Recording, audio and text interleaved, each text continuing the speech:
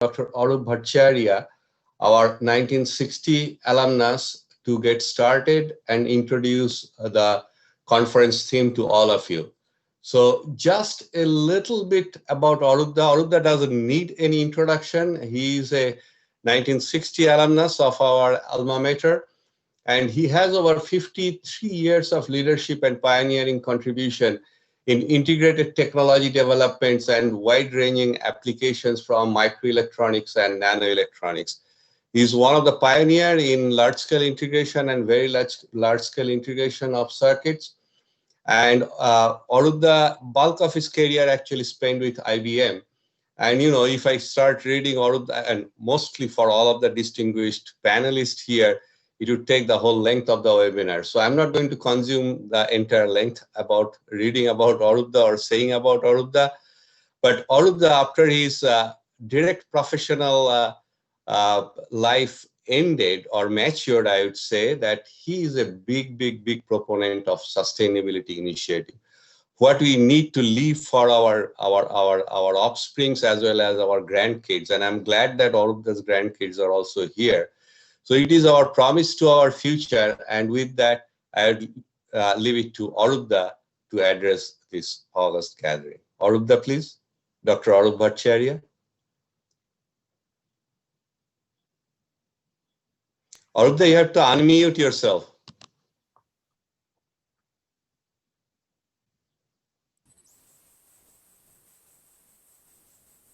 Thank you. Namaskar to all of you. Holding on to our ancient tradition, I'll start off with a well-known chant, Ashatoma Sadgamaya, Tamashoma Jyotirgamaya, Nittorma Amritam Gamaya, Om Shanti, Shanti, Shanti. Greetings to all of you, our organizing dear sisters and brothers of GAABESU across the globe.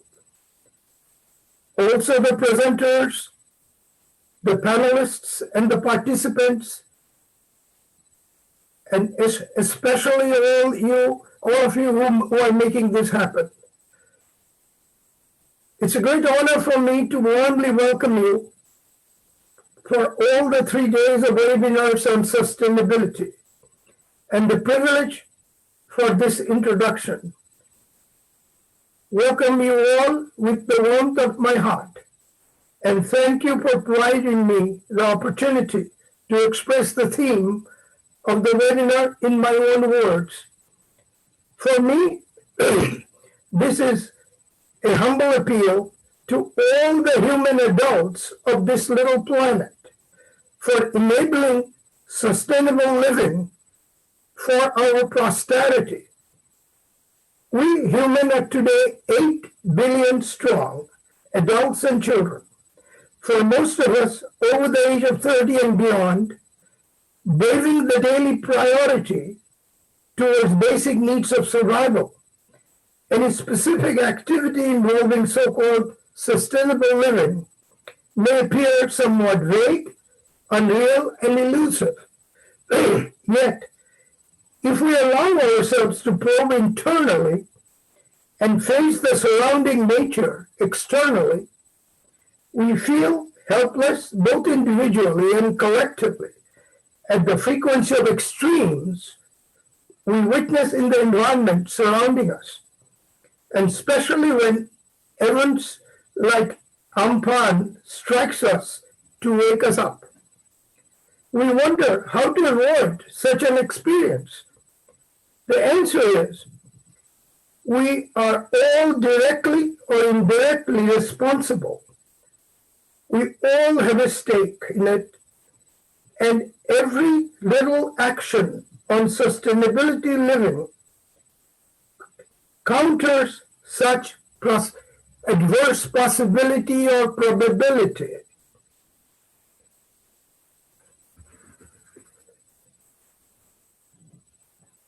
I would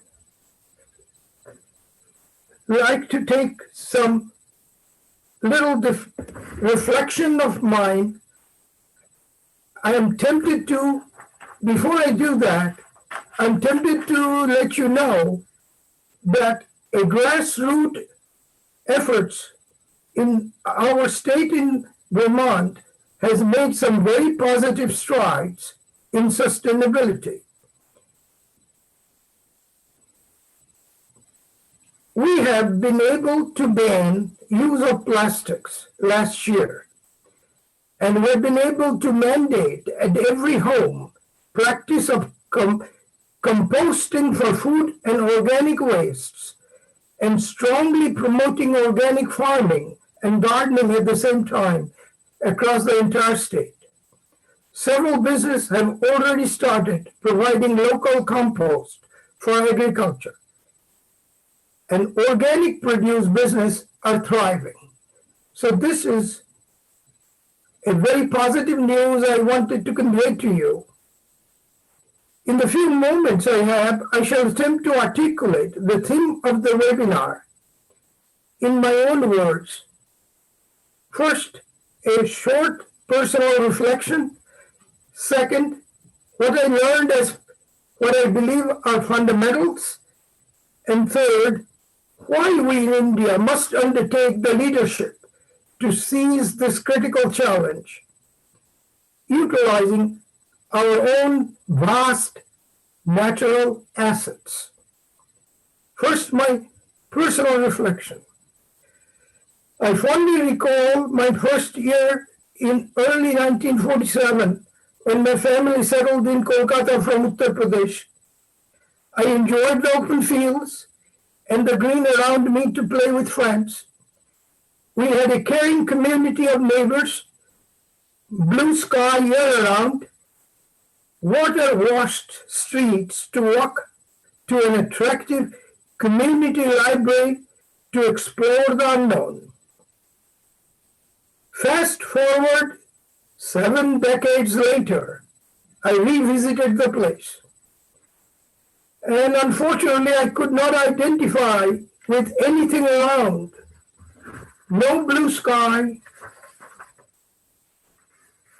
The air is less to be desired, spotty green patches, bustling crowd, high-rising concretes, litters, no sign of my favorite library. It's gone. A deep pain engulfed me. Suddenly, an awareness reminded me of the reality and transformation of the planet only in my lifetime in less than 7 decades. I quote Sir David Attenborough's fact-revealing statistics. During this merely 7 decades, human population has soared 3.5 times, from 2.3 billion to 8 billion.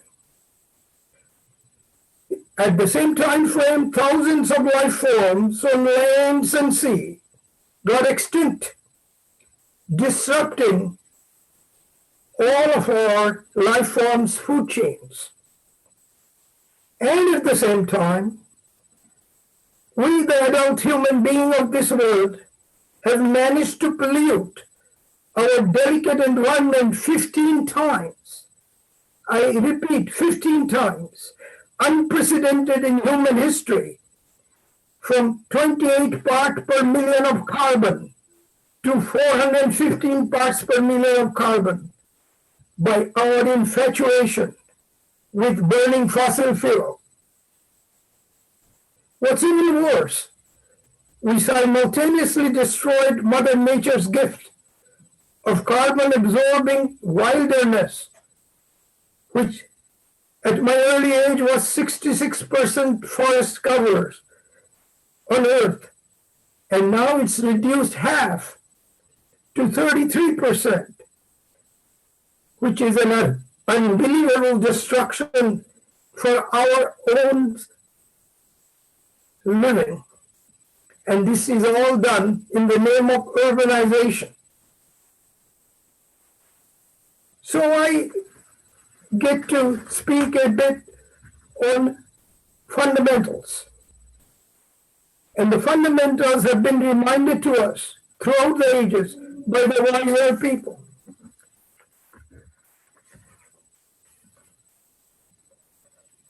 Simply put, fundamentals The first one is our life and our existence, and related timetable are defined only by the creative experience of Mother Nature, and not any other way around. Simply put, we did not create nature, nature created and sustained us.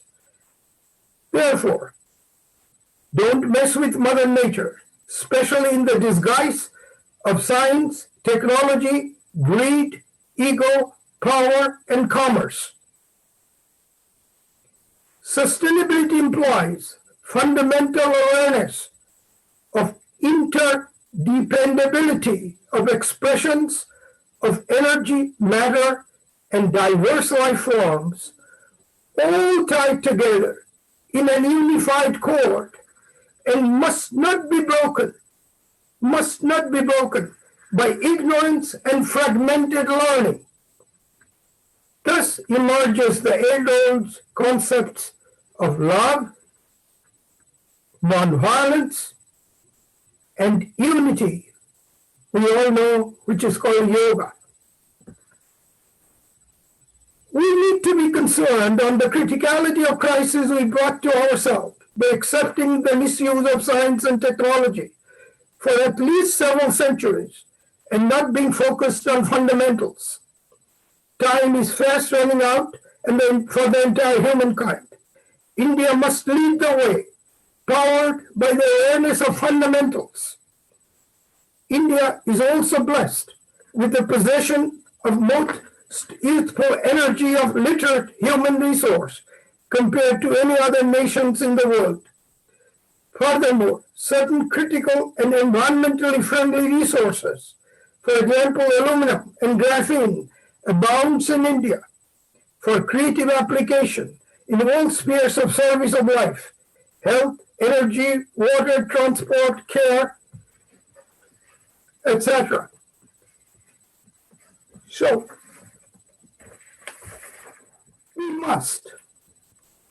we must work together in India, young and old, one and all, to provide the leadership to the world, regain our lost leadership which we had for centuries until a few hundred years, our prosperity, and contribute to the creative, sustainable, scientific, and technological solutions much needed in the world today.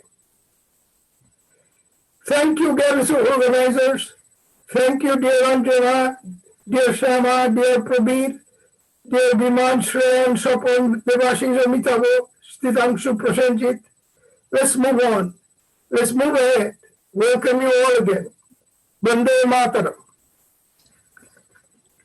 Thank you very, very much, Dr. Bhattacharya. What an inspiring message. And it, of course, awakens us that what is the challenge ahead and what is the challenge of the time. So we now move on to our Global Alumni Association's president, Mrs. Anjana Ganguly Roy. Mrs. Ganguly Roy is our 77 electronics graduate, and after serving the Global Alumni Association in the capacity of vice president, she is successfully leading us through this challenging time. And I leave it to Mrs. Ganguly Roy to address this gathering and explain what is the role of our Alumni Association and what we are expecting from this webinar. Anjana, please. Thank you, Viman.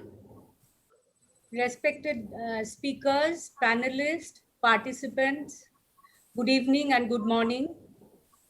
On behalf of Executive Committee, the Seminar Subcommittee, and the entire members of GAABESU, it is my pleasure to welcome you all to the first day of a 3-day webinar on sustainability challenges on 15th, 16th, and 24th January 2021.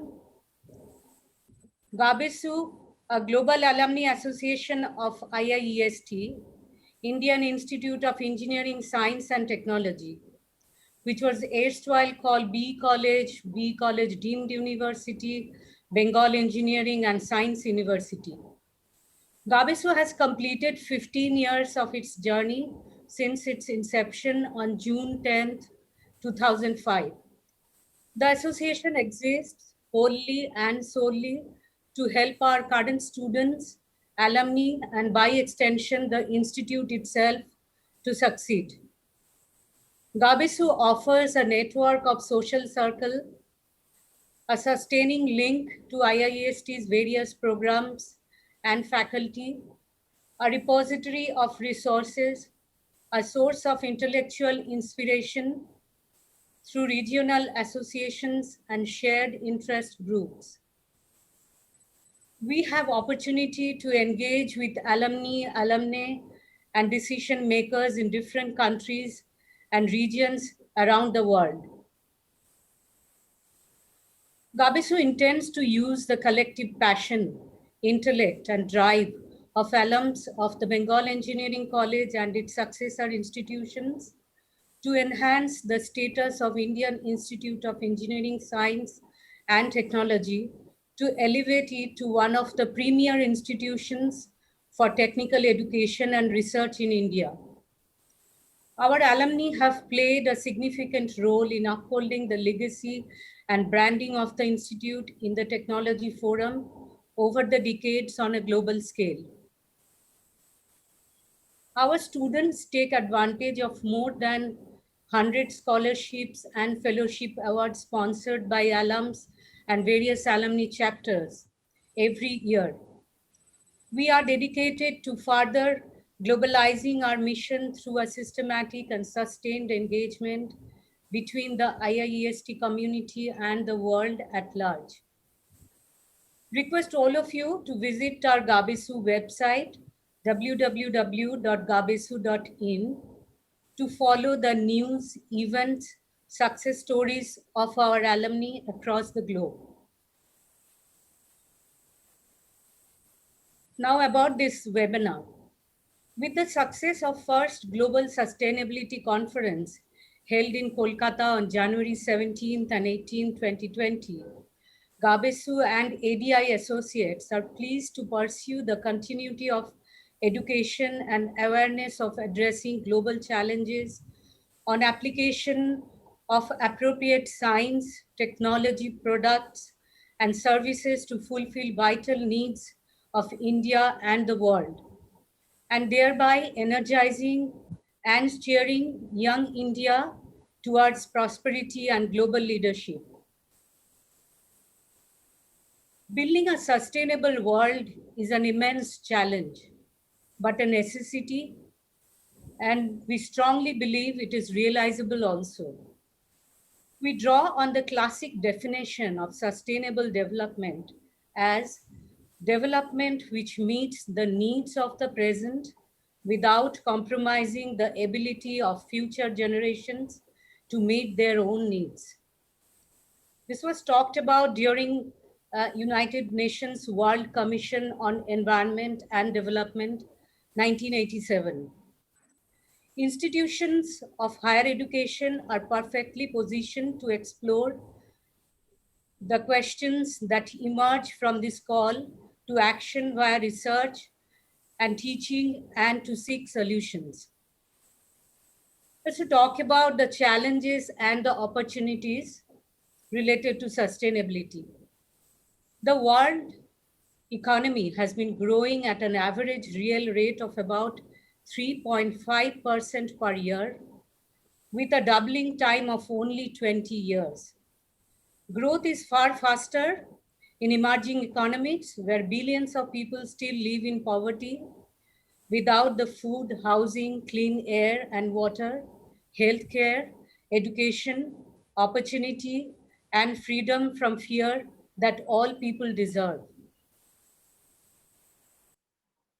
However, humanity has already exceeded the Earth's capacity to sustain our societies indefinitely at our current rate of use and consumption of resources, from forests and fish to water and fossil fuels.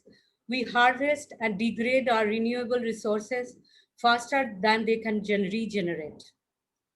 We create pollution, waste, and greenhouse gases more quickly than they can be rendered harmless or sequestered, and we are overwhelmingly dependent on non-renewable resources, human society has exceeded sustainable limits for greenhouse gases, biodiversity loss, and other critical resources and ecosystem upon which our health, prosperity, and lives depend. At the same time, the United Nations projects world population will grow by more than 2 billion by the year 2050 and 4 billion by 2100, while consumption per capita continues to grow exponentially. This was talked about during United Nations Department of Economic and Social Affairs 2015. This is where the opportunity lies, promoting health and well-being for a growing world population while reducing our global footprint to within Earth's capacity to sustain us is a defining challenge for the world citizen in 21st century. To address this challenge, we need to invent sustainable means to meet our needs for food, energy, materials, health, and access to these resources. To succeed and to avoid unintended harmful consequences, new technologies must be grounded in rigorous scientific research, but the invention of promising new technologies alone is not sufficient. These inventions must move affordable and appropriately from the lab to the world. Their implementation requires support for entrepreneurship and commercialization, for learning and challenge change in existing enterprises, and for public policies to speed regulatory change and support the adoption of sustainable technologies. I'll just talk about a little bit on the sustainable reporting. Sustainability reporting is now a mainstream activity among large global corporations. Although leading standards such as the Global Reporting Initiative have made significant advancement in setting out the type of information that corporations should publicly disclose, mandatory sustainability reports will not work as an effective policy mechanism unless they are placed in a system that can effectively utilize the information and cause corporations to change their policies and practices. Currently, only a few companies have adopted such reporting practices compared to other Asian countries like Japan, etc. With the growing environmental and social concerns worldwide, this decade is going to witness a paradigm shift in the reporting standards, which will demand a broad horizon of reporting issues to be addressed by a country like India. Although India lags behind their Western counterparts in growing consciousness has been put towards the betterment of the situation so that societal governance and environmental preferences are integrated with the traditional economic and financial reporting. The changing global environment is challenging companies to look beyond financial performances to drive business. Business leaders are increasingly realizing the need to integrate environmental and social issues within the business strategy.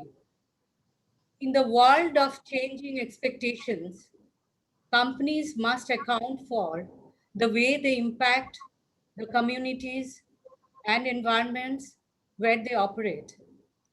Climate change, community health, education and development, and business sustainability are some of the most pressing issues.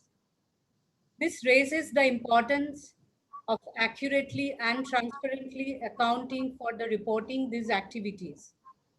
The reporting scenario in India is still at a very nascent stage, with nearly 125 companies disclosing their sustainability performances.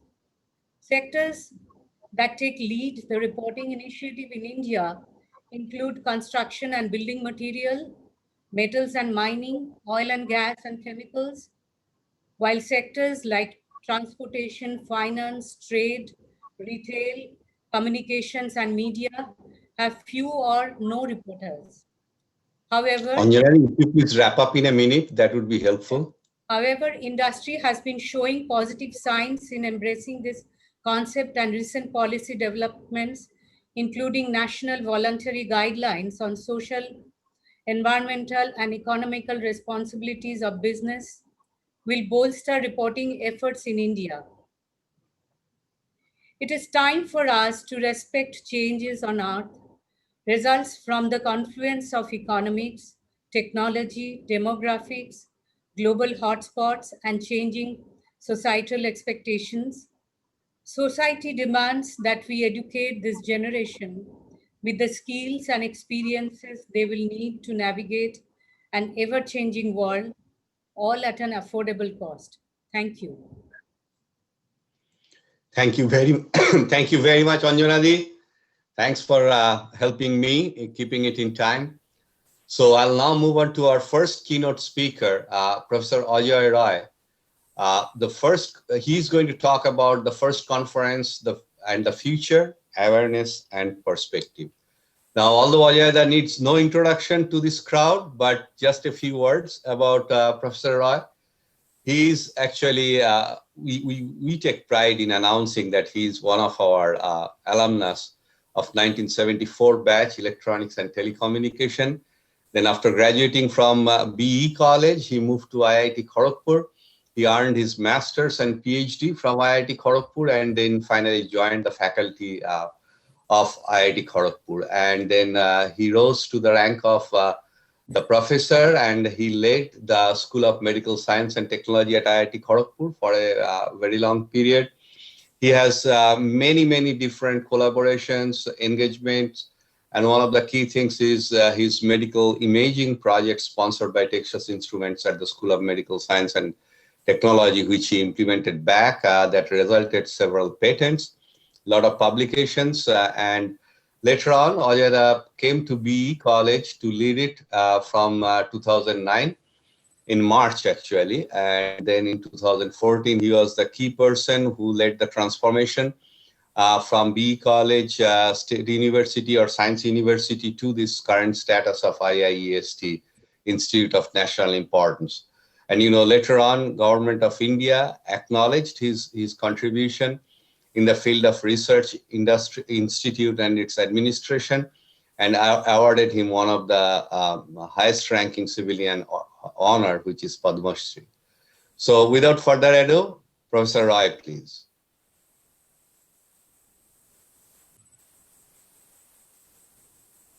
Ajay, you're on mute, please. Ajay, please unmute.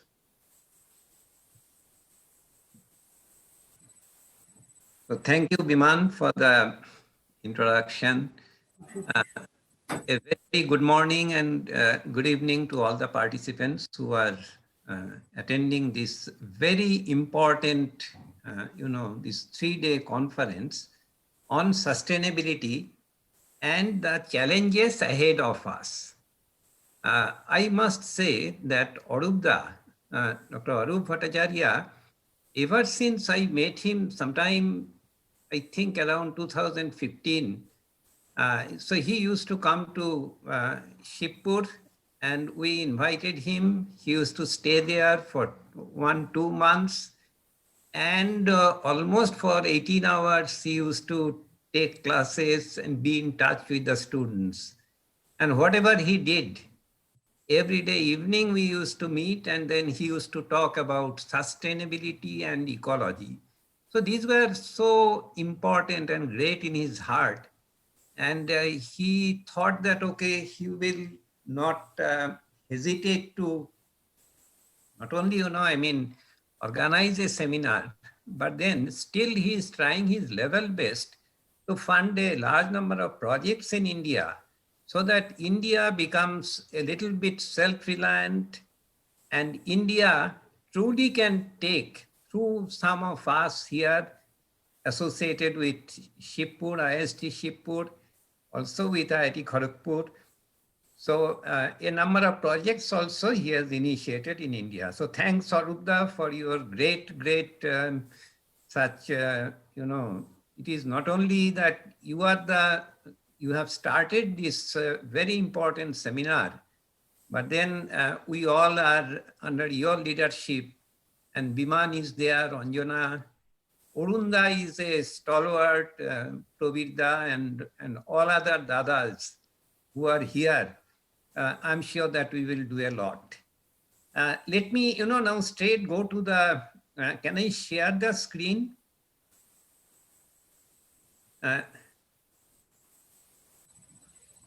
Yes, Ayada, you can go ahead and share screen feature. There is a green arrow, share screen at the bottom of the screen.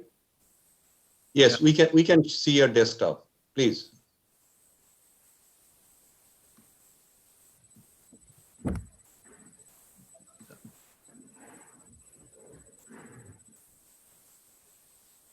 Yep. We see the slide number 50, local receptive field. No, in fact, I had another one just this afternoon. So anyway, so this is on sustainability challenges, and it's just a global perspective. Now let's see, Anjana has given a good introduction to what we really mean. Now this on this sustainability, for the first time, it was Wes Jackson. His work in late 1970s, he was working on agriculture and sustainable agriculture. And he was one of the first to talk very seriously about the inadequacy of the current day technology, those days in 70s, for continuing with enhancement of agriculture. Lester Brown, he wrote a very wonderful article on building a sustainable society. That was also in 1980. Then came the World Conservation Strategy. Allen, 1980, he wrote again another very interesting, article. And one of the most important things was that Brundtland Commission's report. That was in 1987, where he, for the first time, defined it, which Anjana had just now presented, that without affecting or compromising the ability of future generations to do what we are doing or to do much more than that, we have to create an environment today so that our current needs should not in any way, challenge or in any way will jeopardize their requirements. That UN Global Risks Report, it says that climate change is possibly the most likely risk facing the world today. And it is very much well known that a lot of people, they are a little bit pessimistic, and they think that, okay, even 22nd century will be truly a big disaster will come even before that. So that we have to take care right now. So what are the three things? One of the important things is need at the policy level. Policy level means, since we are all in academics, I thought that we must have a curriculum organized around the study of the relationships between energy, environment, and economics. Somehow, it should not be just a 100 marks paper on environmental science and then say that, okay, you have passed, somebody gets some marks, sits for the exam. No, not like that. It is such an important thing because, during our undergraduate programs, we did not understand economics or didn't take any interest in it. Energy and environment and economics, that these three, they form the most important, triangle today, and how they will be applied across various scales of knowledge. So scaling is also extremely important. So it's not only at the local level, because dynamically, whatever happens here will affect someone and somebody or in some other region. So students of all ages will need this kind of an education. And they also must know that we now need fewer petrol, diesel, or gasoline cars, but more bicycles. Because the campuses, like thankfully in Shibpur campus, we had only walking. But then even in Kharagpur campus, we had only bicycles. Nothing else is allowed by the students. There should be fewer large power plants, but more of windmills and solar collectors in the days to come. Fewer supermarkets, but we need more of farmers markets. Fewer large corporations, but very large number of small businesses. So this is one of the things. For this to happen, to educate a generation which will be knowing about our soil, about our forest, about the watershed, wild areas, and somehow even during my time, although a lot of things were in mind, but nothing could be done. Sometimes I really lament that so many things, ideas were there when I joined, but almost nothing could be done.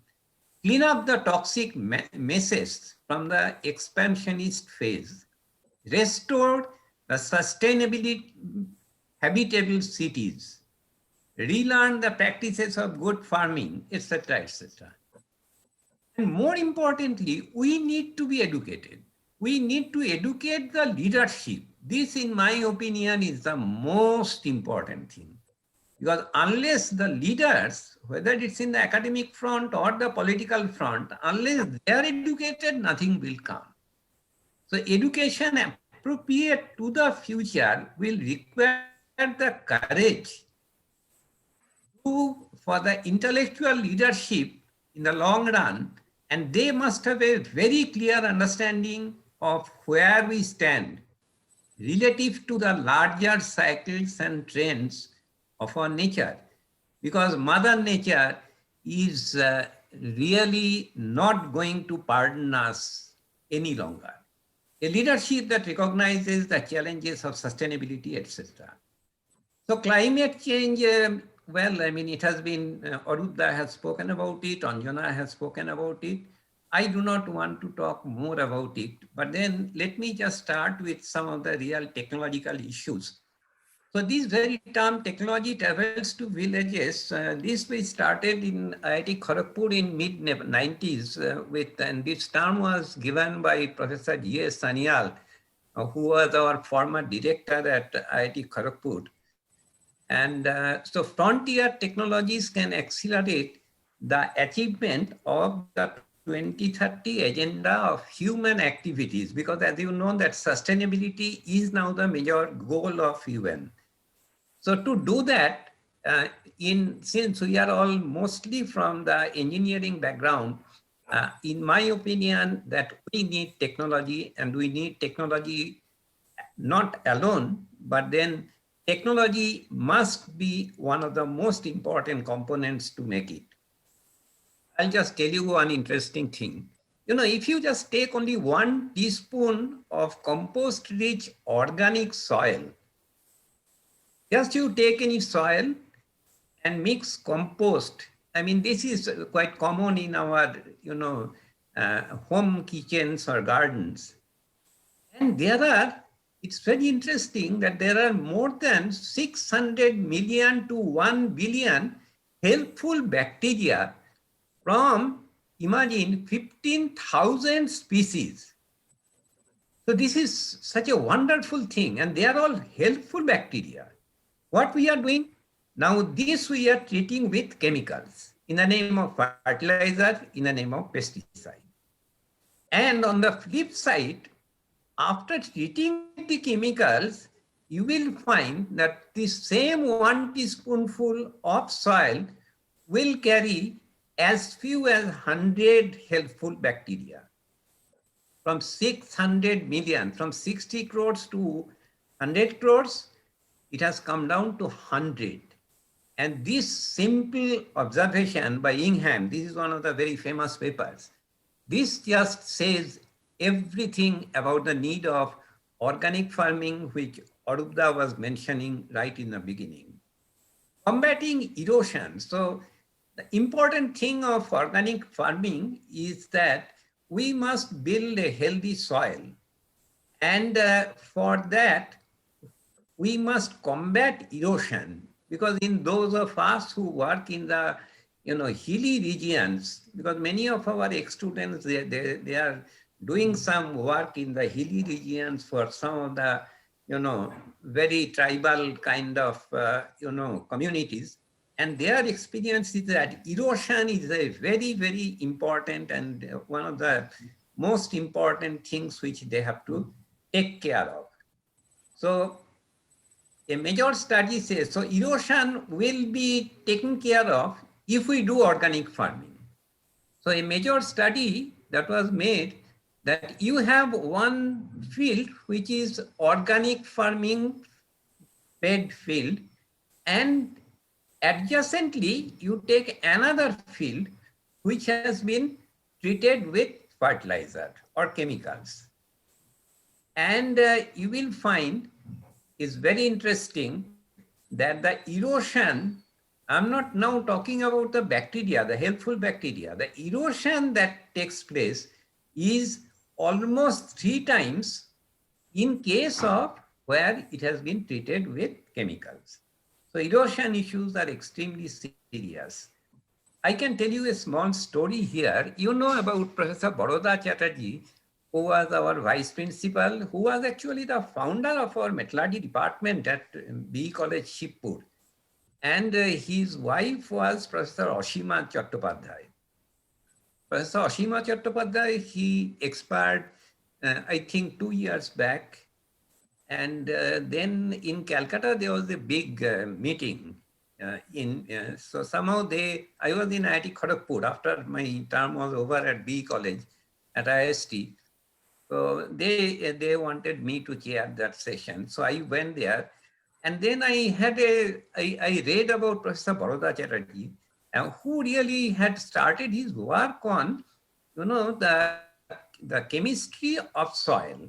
And so interesting to note that Professor Ashima Chattopadhyay, one of the greatest chemists of India all time. So Professor Ashima Chattopadhyay, he had done huge amount of work on the metagenomic studies of soil. So I thought that, okay, why not? Because in the soil we have got billions of bacteria. Many of them are very useful, some of them are not. Now, if the genomic studies can be done on that bacteria, taking, for example, the soils of the different parts of even our state of West Bengal, that would be really so important for us to understand that why a certain kind of esophagus cancer is taking place in certain areas of Malda and Murshidabad. In fact, this since I worked with many doctors when I was in IST Shibpur, in IIT Kharagpur, from the medical school, and we had made a map of the different kinds of diseases coming from different parts. Now, what is needed today? Science says that, okay, let us make a map of water. It should be a water map, a map of the economics, the economic conditions, and then each of these maps can be overlaid one after another. Anyway, that is another thing. But then it's very interesting that we must go for organic farming. Why? Another thing is that if we use more of pesticides, then the disease resistant power of the plants and weeds, it decreases exponentially. Like for us, we are taking so many antibiotics and all. The resistance capacity is decreasing. Not only that, many of the diseases today, they are drug resistant. So these are all bacterial infections, but drug resistant. Nothing can be done. No drug will work. In fact, TB, tuberculosis was in that stage. Fortunately, now again, some more drugs have come up. So pesticides and chemicals sprayed on plants, they contaminate the soil, they contaminate even our air and water supply. So this is really very harmful, but then we are not doing much. Only Sikkim in India has done it. It's a fully organic state.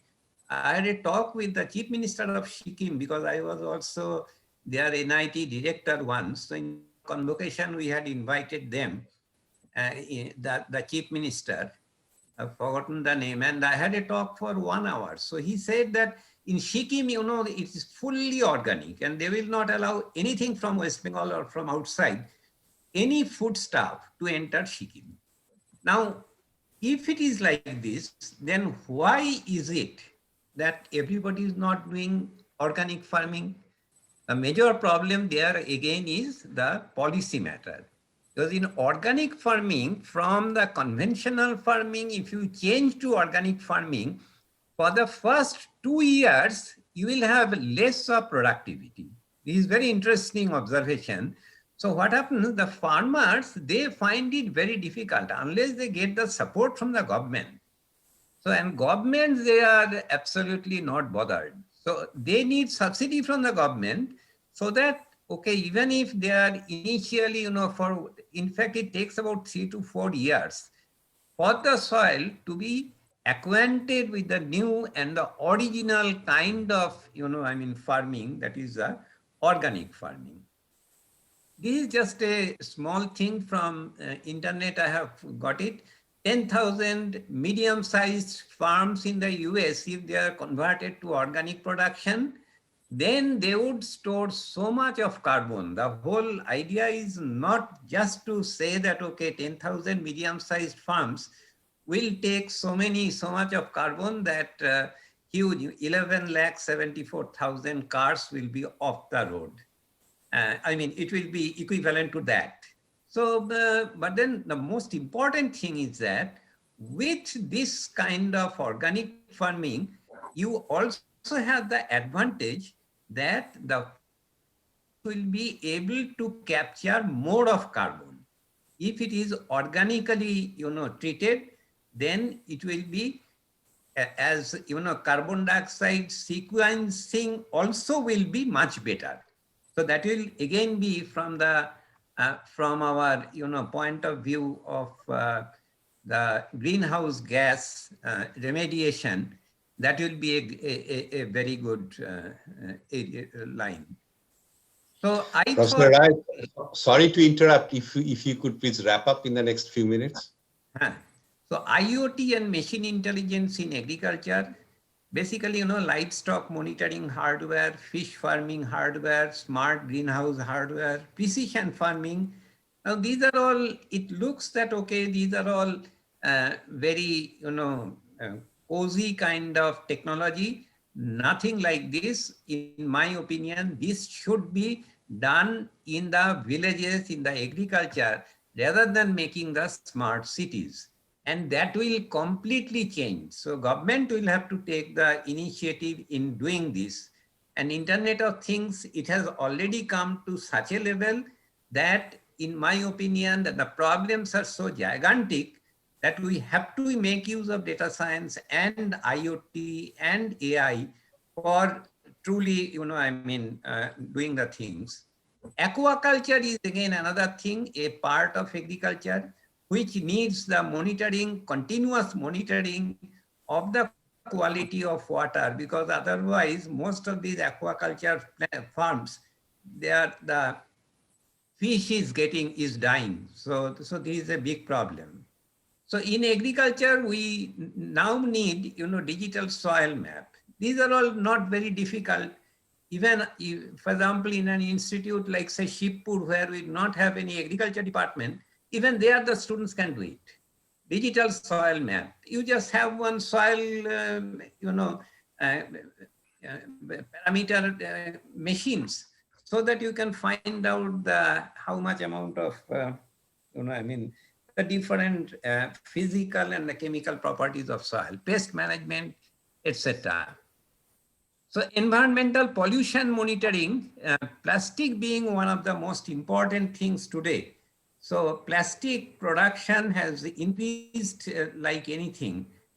And what we need is the microbial community, they grow much in plastic. This is very important, one of the things.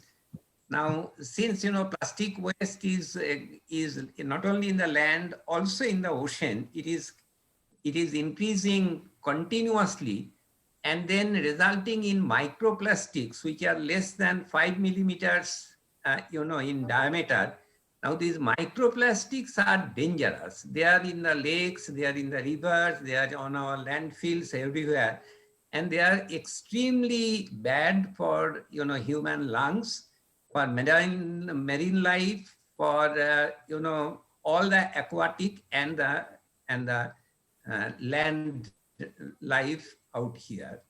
So there's a concept of sustainable polymers, so which is very important today, or biopolymers. This was first talked about in 2014 at University of Minnesota. They have got a Center for Sustainable, Policy. So in 2018, this was a paper, and they said that the sustainable polymer, which are basically the plastic materials which are made up using the different kinds of plants. So biomass-based plastic. So the global production capacity of bioplastics, this only at the current scenario is only at 1.3% of total polymer production capacity. This has to be increased. And in India also research is going on. The institute which I have started in Calcutta, there we have got 3 centers, and in our this advanced material center, there we are working with these bioplastics and biodegradable plastics. So, so this is, since time is less, plant-based such polymers, which are so important, they need to be. Now, one of the important things is the leapfrogging to advanced technology. Many people, they may say that for the developing countries, what should we do? Because our technology is still very, very primitive.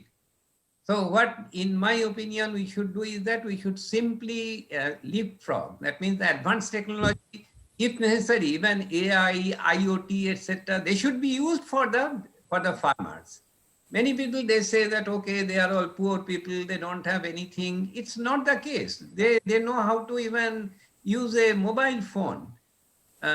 So the fifth important thing is the electrical vehicle, which is one of the most important things. Only thing is, Arudha has been talking about these CVs for a long time, especially the battery, because battery technology now, the storage of electricity is the most important thing. Other than that, just the renewable sources of energy like solar, wind, etc. In IST Shibpur, we have got a very good center on that. But here, we need the battery assisted engines. Gone are the days that IC engines will be used, but then we have to make use of the battery. Now, these batteries should be recharged with fossil fuel generated electricity. This is important. That is, overall emission levels could very well remain largely unchanged. So that the batteries, if you say that they should be recharged with the electricity, then what to do? Then things do not really become very useful. So for EVs, electric vehicles, to deliver on their full potential, we have to not only think about making, say lithium-ion battery. Arudha was mentioning that, can we think about, say, for example, using zinc or some other, material. Arudha is a great, material scientist as well. So, but then the more important thing is the charging. So charging also has to be done with the electricity, which should be renewable electricity. So not with, fossil fuel based electricity. So electric vehicles somehow is a must now. And life cycle emission, this is known as well to wheel. Well to wheel means you are getting the, petrol or diesel from the well, and then you are manufacturing it. So when you are, uh, estimating the total amount of greenhouse gas that it generates, that total estimation will include that how much amount of gas will be generated or energy will be spent in manufacturing, production, operation, maintenance, in disposal. Everything requires energy. Now that energy, where from it will come? This is coming again from fossil fuel based energy. So that this is the total life cycle emission will be drastically reduced, not just by changing the battery, but then by changing the overall complete well to wheel cycle, so that we can, we can say that, okay, the emission has truly reduced. Otherwise also it will reduce, but then it will be not very substantial at the moment. So this is known as embedded energy, the sum of all the energy required, starting from extracting a material, for example, in building industry.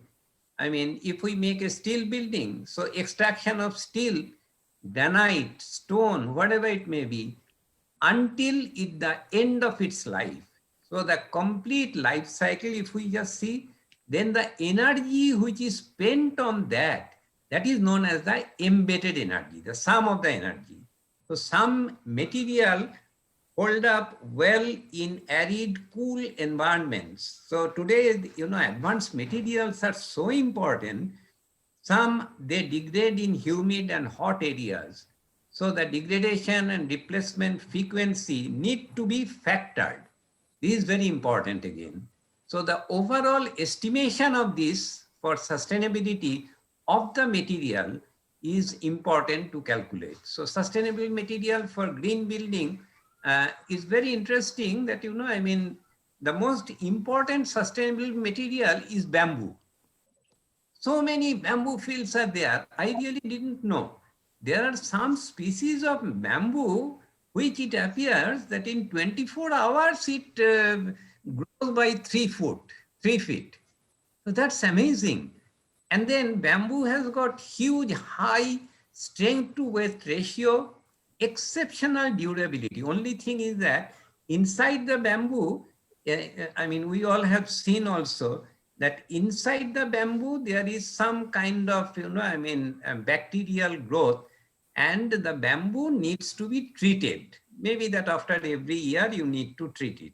Otherwise, in our villages, we have got all bamboo structures in buildings and other things. Its compressive strength is more than brick or concrete. This is one of the, again, another paper, one of the very important observations. And this is one of the best, the material, sustainable material. Recycled materials, see, aluminium and steel. Dr. Roy, sorry to interrupt. My role is very unpleasant here. Apologize. Yeah.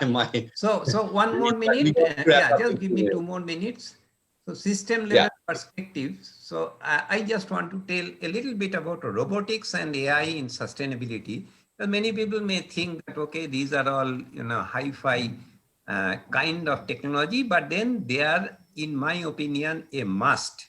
So robots have been, and especially for UAV, that is the unmanned aerial vehicle, they have been used in a very substantial way in large number of environmental areas, like say mapping the change, river erosion mapping, deforestation mapping, disaster risk management, monitoring the illegal activities. Suppose UAVs have been demonstrably useful for monitoring polluting industries in China or in India. We can always have such kind of vehicles. It can monitor the illegal logging in the rainforest in Brazil. We can monitor the poaching in national parks in Kenya. These already have been done. It's not that it can be done. These have been done. And then you have to have the correlative studies. and you can find out that such monitoring can truly reduce the violations, whatever has been done. So this is the era of drone ecology, as we all know, that the massive oil spill in the Gulf of Mexico, that also have been taken care of by drone ecology.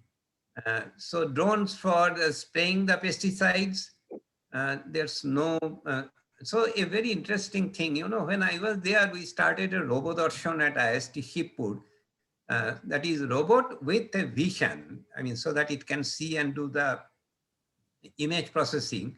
Well, so our students had made one tree bot. Now this tree bot, this was first time Lamb and Zoo in 2012 at the robotics laboratory, and they had first talked about a tree robot which can just climb the tree, and then it can do the inspection, maintenance, the pest control, everything can be done by a very small and very lightweight robot. And I'm very happy. I have written that tree climbing robots at Robodarshan by our students, IST students. Our robot was so wonderful, the students that they have done. We have done autonomous robots. We have done robots with visions at Shibpur, our students. And then the robots which can climb a tree. So since there's not much time, so I have to just move a little bit fast. So, this is a very interesting project, Lionfish Project. Now, lionfish, this is a very, predator. In the entire Atlantic, they are really destroying almost huge number of marine animals or fish, other types of fish. So they have got 18 venomous spines. Now, how to take care of that? Who will kill them? Unless you kill them, then these predators will completely demolish the huge amount of reefs in the Atlantic. And such reefs, if they go, that again will be having an indirect and a very important effect on the ecology of the world.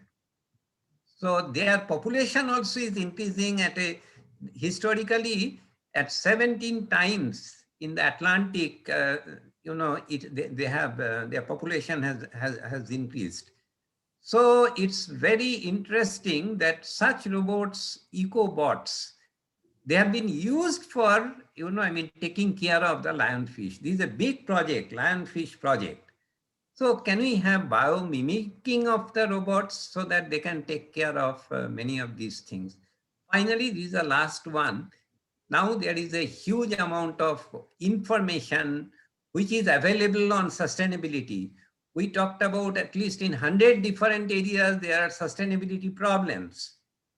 And the information overload, this is a very interesting thing. This can create a psychic numbness. So Zengo Tita in 2002 in this paper, he talks about that this is a very serious kind of problem. That is how we can make use of such a huge amount of data and it becomes incomprehensible. So it is possible that we will fail to comprehend the nature of nature, how nature is changing. So understanding the nature of nature is possibly the most important thing at this point of time, and which, as Arubda started saying right in the beginning, really requires a lot of foundational course and the basic science courses. We have to give more stress on that. And for doing that, we have to not only make use of the very fundamental theories, but much more importantly is we should be able to manage the nature only by this. And we need huge amount of data science in doing it. Thank you. And sorry, Biman, for overshooting the time. So thank you very much. That's fine, Professor Roy. It's such a, loads of information and everything is useful. I wish we could spend like at least 5 more minutes on each slide just to capture all the information that you have disseminated. Very good. Excellent. So thank you very much, Professor Roy. And I'm sure everybody is paying attention to our chat session, which is available right next to those three bubbles at the bottom of the screen. And I'm excited to see some important observation from Ilika. Ilika is from Birmingham, UK. She's a 14 years old kid. And you know, Ilika means art, and I'm glad to see that she is resonating what is needed for Mother Nature and art. And since she's 14 years old, that also reminds me of another 15-year-old, now probably 18. You know who I'm talking about. Her name is Greta Tintin Eleonora Thunberg. At the age of 15, she started becoming they call it in the media as an activist, but I call her as an inspirational leadership person. So she is actually like, she has the courage and she has the belief that we can challenge the world leadership to merge into a situation where we can really think about a better future for our tomorrow. So with that, I'd now like to move on to our keynote address 2, which is critical elements for meeting application success. And this will be delivered by our own Professor Arun Dev. And, you know, Professor Dev is a 1957 alumnus of our BE College from the Civil Engineering Department. He was there for a good amount of period as a faculty in our Civil Engineering period. And Professor Dev has more than 60 years of experience in teaching, research, and consultancy in water and wastewater management. And as you all know, and he will be emphasizing that after air, if there is anything that is more important, is the water, okay? So he has conducted about 30 research projects for National Science Foundation, Water Research Foundation, and he has developed water supply management plan for cities around the world, including a World Bank funded project in which he developed the water supply and sewerage master plan for our own city of Calcutta. So Professor Rai is still an adjunct faculty with the University of Pennsylvania. And without further ado, I invite Professor Dev to start presenting his keynote address. And just for a good amount of the audience who are here, Professor Dev is one of the person whose leadership helped establishing our Global Alumni Association of BE College. And he led many projects of our Alumni Association in building infrastructure to helping students to establishing scholarship and probably to take the entire morning for that as well. So Professor Dev, please. Thank you, Biman. And good morning and good evening to everybody. I'd like to thank GAABESU and ADI Associates for organizing this webinar and for including me in this presentation. Good evening, sir. Good evening, sir. Sarvodaya Sangho. Oh, okay. West Bengal. Namaskar, sir. Our presentation, I'd like to come down a little bit here. We are talking about the global sustainability.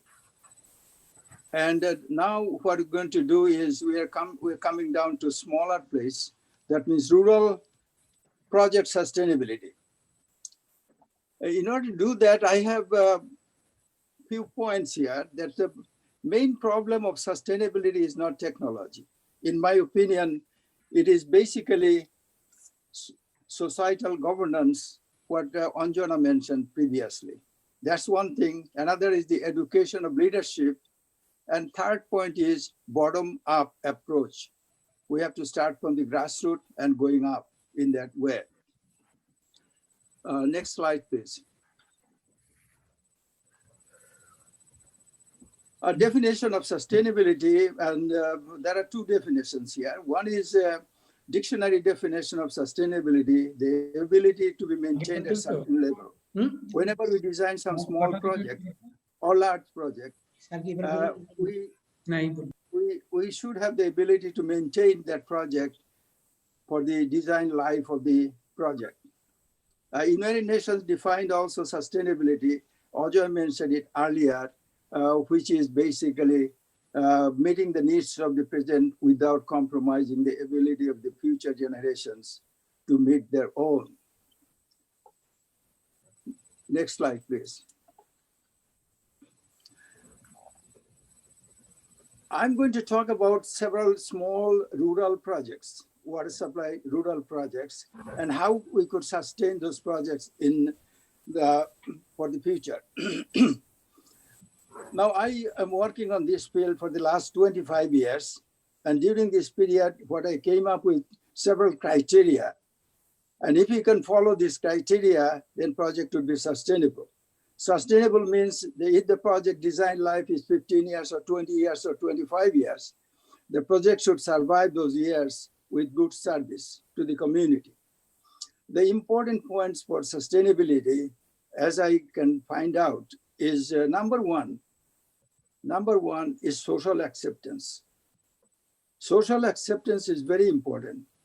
If we do a project for a particular group of people, then those people, the beneficiaries, should accept the project. And awareness development among the beneficiaries. And most important of it is ownership. They must own the project. Otherwise, it's not going to work. And bottom-up approach, that means they are the people who actually are looking for this project, want to develop this project, and they are willing to pay for sustainability or operation and maintenance of the project for the design life. And use of appropriate technology. That's also very important. And the type of technology that you are going to use should be appropriate for that particular environment. And financing and financial management. There should be financing for the project to upkeep, and management should be there. And most importantly, institutional management and capacity building and transparency. We should have an institution, small institution, whatever it is, and to manage it for the design life. Next slide, please. Now I'm going to use several very small projects to develop the sustainability. The three projects that I'm going to talk about, number one is the community water supply in Sagar Island in West Bengal. Number two is a school water sanitation and hygiene system. And number three is arsenic removal rural community water supply system. How these projects are developed and how these concepts of sustainability has been embedded in these projects at the beginning and how it is sustaining. The number one project is Sagar Island. Next slide, please. Sagar Island is a very rural area. And first time I went over there, middle of 1990s. And at that time, there are no electricity over there. And people are poor and no water supply. There are several hand pumps, tube wells, but half of it were not working. Now in this project, I went over there along with some friends from United States, Water for People, and talked to the people to develop one tube well in one community. That was the project at that time. And it is, water is available at 1,000 feet deep, and the cost for the project is about $2,000. And some of the cost for construction, the community people, they provide a labor to offset some of the cost. And also, I'm coming with all this like sustainability, that is coming with social, appropriate technology, and institution and financial. The project becomes sustainable. Next slide, please. Sustainability community water Sagar Island, the same formula, that is 4 legs: acceptance by the society, appropriate technology, institutional capacity building, and financial management. These four things are done before we start the project. Number one, social acceptance. Community accepts to build the well. Bottom-up approach, they would like to have it. That's their wish. Appropriate technology is, tube well is an appropriate technology over there and all over West Bengal. About 1,000 feet with a hand pump, nothing else. And institution and capacity building, what we did over there is the community should develop a committee and a users committee and elect members from water association with about 50% women in the committee. and will be responsible for sustainability of the project. And the finance will come from them, from the users. They will pay us a token money every month, and it will go to the committee, and they should develop a bank account separately to run this project. Next slide, please. The financial management I mentioned that is basically the community ownership. They own the project once we leave. And in addition, some women in the community have been trained to repair hand pumps, and basic tools of repairs have been given to them, and training also provided to women to run it. This project is still in operation after 25 years of service. Next slide, please. This is the actual tube well that was built, and they later on put a shade at the top of it, and also 2 benches over there, concrete bench, and this becomes a social meeting point. They meet over there and talk about the whole thing. Next slide, please. Now I'm going to talk about the sustainable WASH projects, water and sanitation project for school. During 1990s and early 2000, there is no water, no sanitation in high school with more than 1,000 students. Only 1 hand pump for 1,000 students, water, and maybe 1 or 2 latrines, but the latrine doesn't have any water in it, and therefore it doesn't survive. And the students used to bring water from nearby ponds to flush the toilet at that time. Then we started the project in Sagar Island. Next slide, please. The school wash project is very simple. It's appropriate technology. Source of water is well, groundwater, a submersible pump, and a piping system to bring the water at the overhead tank. And from overhead tank, it goes to water and sanitation fixtures, and hand washing station and drinking water stations. There will be hand washing after the latrine, coming out from latrine, there will be hand washing, and there is separate drinking water stations. And for adolescent girls, we also made change room and a sanitary napkin disposal system with incinerator in it. Next slide, please.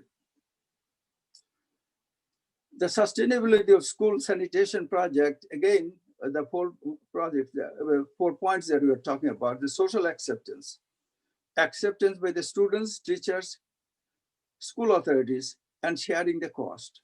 Ownership doesn't belong unless you pay money into it. And nowadays, what we are doing is we are asking the students, teachers, and also school authority to pay 40 to 50% of the capital cost to be shared by them. And rest will come as a grant. And appropriate technology is a tube well with submersible pump and fixtures and so on. Those are all locally available. Now, what is the institution for management for schools? Now, we came up with what is called WATSAN Committee, Water and Sanitation Committee. They are responsible for managing and maintaining the bathrooms. Now, this consists of 1 girl student and 1 boy student from each class form a committee. And here in the picture, you are seeing these girls are the committee, and they have a uniform also to distinguish from other students. They are proud that they are part of the committee. And the committee is guided by 1 or 2 teachers. Next slide, please. The financial management for this is a school will charge monthly a small amount from each student and teacher for the water system maintenance. Now, if you charge about 2 or 3 rupees per student per month, that means about 1,000 students is 2,000 to 3,000 rupees. And teachers should pay about 50 rupees per month, for they also use the bathrooms, latrines, and so on. And as a result, it comes to about 3,000 to 4,000 rupees per month in a separate passbook and in a bank account.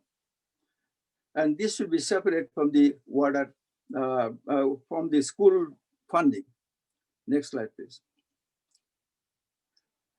Therefore, social ownership, social acceptance is there, appropriate technology is there, institution capacity is there because of the Watson Committee, and financial management, teacher-student partnership for maintenance, and benefits from the school is less sickness, improved attendance. It's a success story. This is the water station, drinking water station. Next slide, please. Now I'm going to come to Arsenic Project. This is one of the best projects, I would say, in the whole world almost. We started in 1996. We generated about $10,000 from Water for People. Water for People Pennsylvania section. I belong to that section. We raised about $10,000 and given to BE College at that time. And Professor Amal Datta was in charge of environmental engineering at that time, and Professor Anirban Gupta was his deputy. And we gave this money and with the mandate that you develop a technology which should be appropriate for rural areas of West Bengal and can be run by even without electricity. And you have time 1 year to develop it. And they developed it. And then we come up with a prototype and started to build in various areas. And in order to make sustainable all these projects, again, the community acceptance and ownership, that's most important. And the technology is appropriate because it is available locally, you can fabricate it locally, and also the media that we used is also available in Durgapur, West Bengal, locally available. Then institutional management and transparency and good governance. Institutional management is again with formation of association and committee to do this. And financial sustainability is they'll have to pay for the water. And I remember that when we started this first time in West Bengal, we went to Bosirhat. In the suburb of Bosirhat, we installed one of the first. And at that time, people did not want to pay for the water. They used to say the government is supposed to give us water and we should not pay for water. And ultimately, we gave them the liberty that you decide whether you're going to do it and you have to pay. Then within a week after their meeting in the village community, they came back to us that, yes, we are going to pay for the water. And that is a turning point. And from that, all the projects that has been done, these arsenic projects have done more than 200 units in 200 villages, and each one supports about 1,000 people in the village. Next slide, please. And this is project is so good that they came up with all the details. They hang this notification in each arsenic units. It tells everything, when to purchase water, how much it costs, when you can come and collect water, and payment due by 5th of every month, and how much water you can take, maximum 2 containers, and all these things are there. Next slide, please. And it is transparent. It shows also blackboard type. It shows when you measured last time the content of arsenic in the water, inlet, influent, as well as in the treated water arsenic, it is given over there. So that the people, when they come to take water, they know what is the concentration of arsenic in that water. This is a success story so much. Next slide, please. I'm also telling here, just to compare, the top one is BE College developed arsenic filter. And the bottom, government contracted one German company and built 400 such units in various locations in West Bengal without any sustainability plan. And within 6 months, those units are gone. It's not working at all, within 6 months. Next slide, please. Here is Anima Ghosh. She's the president of that unit, of that Association Committee. And from her smile, you can find out how happy they are for that particular unit. This project, I'm so proud about it that B College did it, and more than 200,000 people are now getting arsenic-free water in West Bengal villages.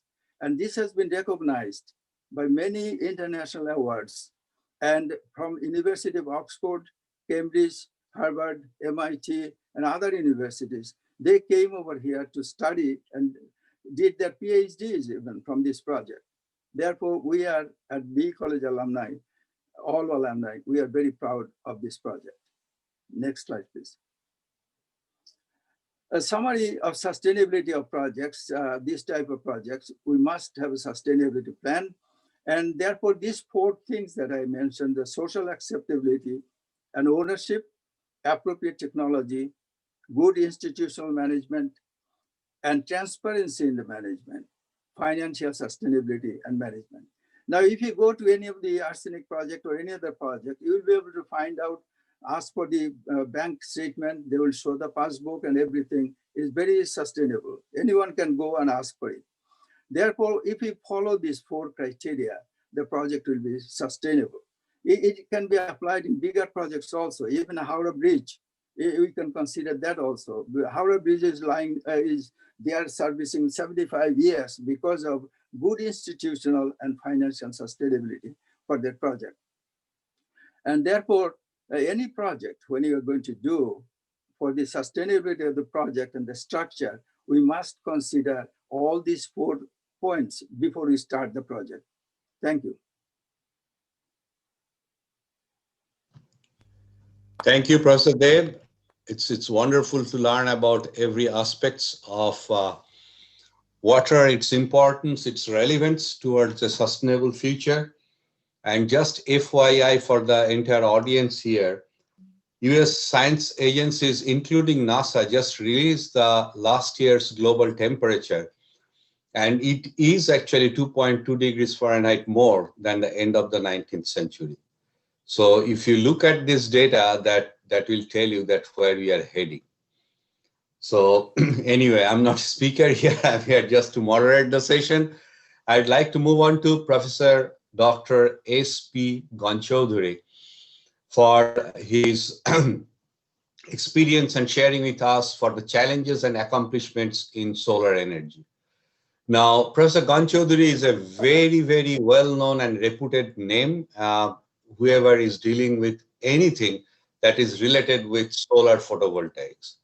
Professor Ganchaudhuri is an electrical engineer from Jadavpur University, 1971, and is as I said, a very well-established expert in the area of renewable energy. His specialty is in photovoltaics and system engineering design, and he executed, in fact, large number of solar photovoltaic projects around India and abroad. His off-grid photovoltaic systems with mini-grid concepts received world recognition. He introduced the solar lanterns in remote solar photovoltaic-based communications in India. The first solar housing complex at Kolkata was also designed by him. And about 1 million people in Sundarbans area of West Bengal are getting electricity through solar photovoltaics, which was pioneered by Dr. Ganchaudhuri. So the list can go on, but without further ado, Professor Ganchaudhuri, please. Thank you very much. Good morning and good afternoon. I thank GAABESU for giving me opportunity to speak here. Since I've got some family problems, in recent past, I couldn't make any presentation, and my presentation will be very short. I know it is only 10 minutes presentation. I'll be discussing just because I find a lot of people from electronics and other areas. So what is going on in the solar energy in the country, and why we should shift to solar energy in India for future. I will just touch upon those issues. You see, if you look at the India's total power demand by the year 2030, it will be anything between 700 megawatt to 700 megawatt to 700 gigawatt to 800 gigawatt. So out of that, now if you look at the coal, we have what potential. We have coal, and hydro potential. The coal, due to we do have coal, but the quality of coal is not good. Due to various limitation from environmental point of view and other thing, present our installed capacity is about 350 gigawatt, 370 gigawatts or so. That means we need to install in next 9 years or 10 years time about 350 to 400 gigawatt of power we need. Out of that, at best, we can go for 150 gigawatt from coal because of various limitations. That too, with great endeavor we have to do, because a lot of problems are there in getting environmental clearance for coal-based thermal power plant. Now, if we think about the hydro, the total hydro potential of the country is 150 gigawatt. We have already tapped about 40 gigawatt already we have tapped, and at best next 10 years we can go for another 40 gigawatt or so. So you see, there will be a shortfall of 250 gigawatt of power. Nuclear power, though it has potential, but we are due to various reasons, various protests from the community and other people, the Fukushima accident, Chernobyl accident, and due to other issues, nuclear is a different ballgame now. Nuclear power plant, we can't expect any significant power from nuclear in India's energy basket. So the balance part, that means about 250 to 300 gigawatt of power should come from renewable energy. And in the renewable energy, there are various forms of renewable energy. As you know, solar, wind, biomass, small hydro, micro hydro, mini hydro, and other thing. Out of that, solar energy is the one of the best option. And the potential of solar energy in India is also very high. We can achieve about 900 to 1000 gigawatt of power from solar in only our wasteland and other degraded land in India. So a lot of opportunities are there in solar energy sector. So the main point is then what is the achievement? India announced the 100 gigawatt, the national solar mission, through which by the year 2022, that means next 2 years time, we have to achieve 100 gigawatt of solar power. By next 2 years time, we have already achieved about 45,000 megawatt or 45 gigawatt of solar power. There are two types of solar power installation going on in the country. One is the land-based solar power plant. We are now, we started land-based solar power plant. In fact, I started land-based solar power plant in the country in 2009. The first megawatt scale solar power plant was installed at Asansol, Jamuria in West Bengal, a 2 megawatt power plant in 2009. And now we have about, as I mentioned, about 40,000 megawatt of solar power installed capacity, land-based solar power plant. But what are the challenges of this land-based solar power plant? Land-based solar power plants are all grid connected, as you know, but the problem in getting land is a crisis now, particularly in the states like West Bengal. Land is so difficult. Getting land is so difficult. But in solar power, we need land. We need about 4 acres of land per megawatt. So that is a big problem.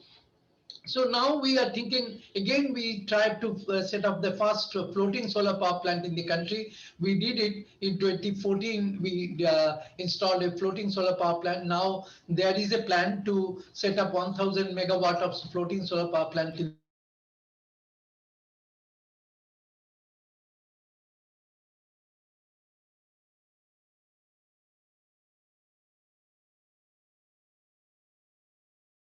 that Shreyan, something happened with the audio. We can't hear him. We can't hear him exactly. I was just about to check. Professor Kanchoudhury, you are on mute. Can you please unmute yourself once?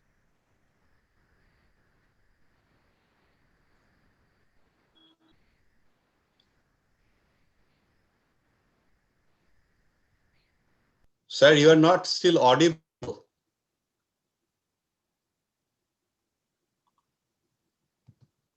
I think it got unmuted accidentally somehow. So Professor Konchaudhary, can you please unmute yourself and continue? Can you hear me now? Yes, Yeah, sir. it's pretty much audible. Yes, sir. Okay. So the floating solar power plant I was discussing, the land-based, since we have problem in getting land, a lot of floating solar power plants are coming up in the country. At present, MNRE has a plan to set up 1,000 megawatt of floating solar power plant. We are in the committee, we are trying to do that in Kerala and other areas where a lot of, land space is not available properly. So the floating solar power plant, also in West Bengal, floating solar power plants projects are coming up. So this one big problem of solar power is the getting land, which can be solved by going for land neutral solar power plant. That could be floating solar power plant or canal top solar power plant or rooftop solar power plant. Now the rooftop solar power plant is also becoming very popular. In Kolkata itself, there are thousands of rooftop solar power plants are now existing and operating. The rooftop solar power plant, you can also go. Now recent regulation only have come up 1 week back, through which you can put up your, in your roof, you can put up to 6 kilowatt rooftop solar power plant. You can connect it with your grid. No battery is required. Cost is also now very low. And you can export power to the grid. You can export power to the grid. And if your electricity bill is, say, monthly 4,000 rupee, if you go for a 6 kilowatt power plant in your roof, then you can save at least 3,000 rupee per month, and your electricity bill will come down to 1,000 rupee. That is a unique opportunity throughout the country now. It is called net metering. And I believe in Kolkata city itself, there is a potential we have calculated for rooftop solar power plant. 450 megawatt of rooftop solar power plant can be installed. Think about all the metro cities. So the whole India can have a lot of rooftop solar power plant. And out of this, as I mentioned, 300 gigawatt of shortfall, we are expecting 100 gigawatt of solar power can come from rooftop solar. That is also one type of solution. So land-based and rooftop, these are two areas where the main activities are going on now. Now floating solar power plant is picking up. Gradually it will pick up, and we do feel the floating solar power plant will also go in a big way. Now the next point is the farmer oriented. There is one big program, the solar pumping program. The solar pumping program for irrigation. Now pumps are very reliable. Solar pumps are available. 10 HP, 20 HP pumps are also available in the country. Solar pumps are available. You can irrigate your land. Now when you don't need irrigation, at that time Prime Minister Kusum program is there. At that time, what you can do, you can export your power to the grid.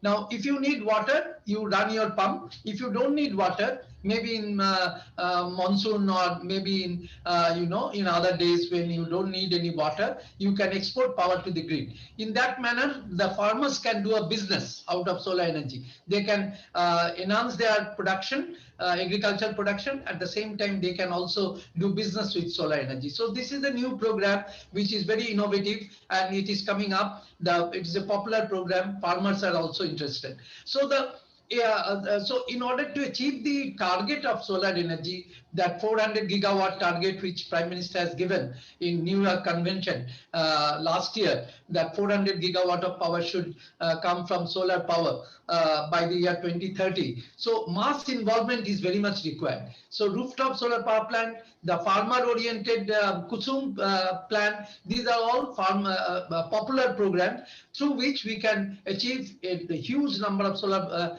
power plants can be installed, and we can achieve a lot. So this is one more area where we can do a lot of activities, and we are doing in India.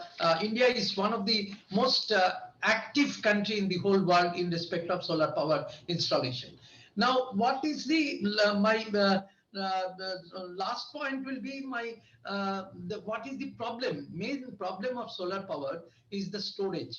We can easily go for 400 gigawatt of solar power, but what about storage? If there is no storage, because solar power is infirm power. So infirm power, the grid stability is questionable in infirm power. So unless you have storage, you can't go for solar power at a very large scale.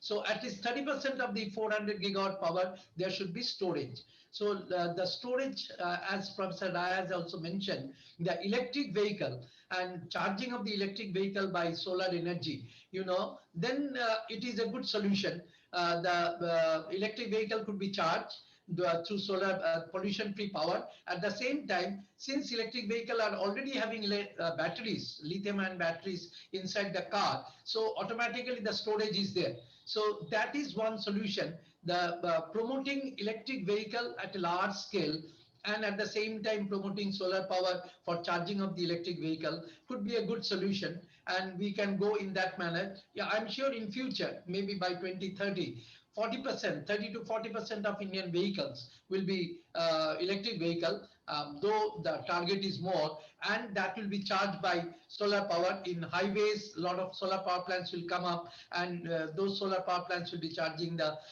cars which are flying through the highways, and their batteries will be charged by solar power. So that could be a good solution.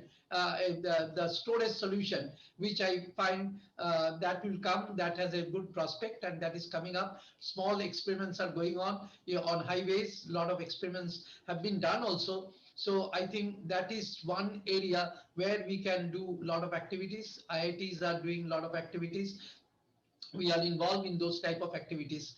Another storage, I will give you one very interesting project. I'll tell you that and I will conclude with that. You see, we are doing a DST project which is very interesting. Solar pump storage scheme. Like Purulia pump storage scheme. In Purulia pump storage scheme, what we are doing, we are pumping water. It is a 900 megawatt pump storage scheme. We are pumping water during night time, and during evening peak, we are running a hydropower plant. But we are pumping water through the conventional power. That means coal-based thermal power, and it is highly polluting. So in place of coal-based thermal power plant, if we can go for 1000 megawatt of solar power for pumping of water, that is pumping will be done by the solar power, and that will pump the water during daytime, because daytime you are getting solar energy, and with that we will pump water, and during night time we will run the evening peak, or during whenever you need, we can run the hydropower plant. So this solar pump storage scheme, one small experiment we are doing in Manipur, where we are setting up a upper reservoir. We are setting up a lower reservoir. From the upper reservoir, water is coming. That is running the hydro turbine, and the water is going to the lower reservoir. There are pumps, solar pumps, which are pumping, which will pump. The project has not been commissioned. That will pump the water from the lower reservoir to the upper reservoir during daytime, and again whenever you need. That means on demand. Solar power is intermittent power, I told you. So through this system, you can make solar power, convert solar power into an on-demand solar power. That means if you need solar power, you can take it from the hydropower plant, converting solar power through a hydropower plant. So all these activities are going on in the country. The efficiency level of solar PV cells have increased a lot. It was only 13-14%. Now it is about 21%. The solar panel, you have noted, solar panels were only 250 watt. Only 1 year back, 250 watt solar panels were available in the market. Now 400 watt single solar panels are available in the market with the same size, because of the high efficiency. And the cost of solar power, which is now to the tune of only 2 rupees 50 paisa to 3 rupees, which can be easily compared with the conventional power. So rooftop solar power plant, that's why it is becoming so popular. Rooftop power plant, you can put up the solar power with, the cost of generation is only around 3 rupees per kilowatt hour. So these are all activities going on in the country. The solar power, solar mission in the country is coming up in a big way. And as mentioned by Prime Minister, that 400 gigawatt power by the year 2030 is a big task. We are all on the job. The IITs, the different state nodal agencies and different power departments are on the job, and we are sure by the next 10 years time we will be able to achieve the target of 400 gigawatt solar power in our country. One thing we must remember, in Paris Convention, India has signed an agreement that India's emission level, that was mentioned by Professor Ajay, also the emission level of India has to be reduced by 33% by the year 2030. And that we can do only if we phase out gradually the coal-based thermal power plant, and if we introduce more and more solar power plant in the energy basket, then only we can keep a green India, livable India for the future generation. Thank you very much for patient hearing. Thank you very much, Professor Kanchoduri. It was really, really enlightening and awakening for all of us. And I'm sure there are plenty of challenges. Maybe on a different forum, we'll learn more from you. What are the techno-economic challenges, including some political challenges as well, utilizing the surface of our huge water body in terms of like utilization or greater advancements towards utilizing solar power. So with that, now we are going to move on to our next section, which is challenges through the lenses of practicing entrepreneur. And we have two speakers in that forum, Mr. Ajit Shah and Indranil Das. But before I start introducing Mr. Shah, I'll just request all of our audience participants to populate the Q&A, question and answer, through the chat session, which after this segment, we are going to pick it up. So I'm now going to introduce Mr. Ajit Kumar Shah, who is an alumnus of our 1960 electrical engineering from Bengal Engineering College. He has established the Eastern Transformer and Equipment Manufacturer Private Limited Company in 1969. And that company is actually a member of Indian Electrical and Electronics Manufacturing Association, IEEMA. The Apex Industry Association of the Manufacturers of Electrical, Industrial, Electronics and Allied Equipments in India. As the managing director of his company, he has run the company very successfully with wide recognition for reliability for more than 50 years. So with that, Mr. Shah, please. Ajitda, please unmute. Ajitda, unmute. Okay. Thank you, Biman. And I am grateful to GAABESU as well as my friend Arup for getting me this opportunity to talk to the participants who are in this webinar. Well, the subject is challenges through the lenses of practicing entrepreneurs. When you talk of the challenges, two things come to mind. One is combat, that you have to combat like a soldier, or you are confronted with some problems which you have to overcome. Now, the lenses, as Biman has already told, that I have got a 5 decades experience in running the industry from the Naxalite movement up to the present situation. So you have to go through all the ifs and buts, the crests and troughs of the political environment, economic environment, and you have to get to that one. And my subject today is probably focused to the practicing engineers who are thinking of startups, and these startups, because of their vision, and they want to be entrepreneurs. Now, what is entrepreneur? Is the dictionary meaning of it is that you set an establishment using your knowledge and make some money out of it. So these are the challenges. Next slide, please. Next slide, please. Now, when we remember about to start in industries, the Greek philosopher Socrates has got the 2 basic points for an entrepreneur. Next slide. Next slide, please. Yeah. The curious of the mind is to be kindred. Unless you do that, you don't have a vision. You have got a vision, that means your mind is working, and it has to be kindred to get into the actual work. The second, next, please. Hello.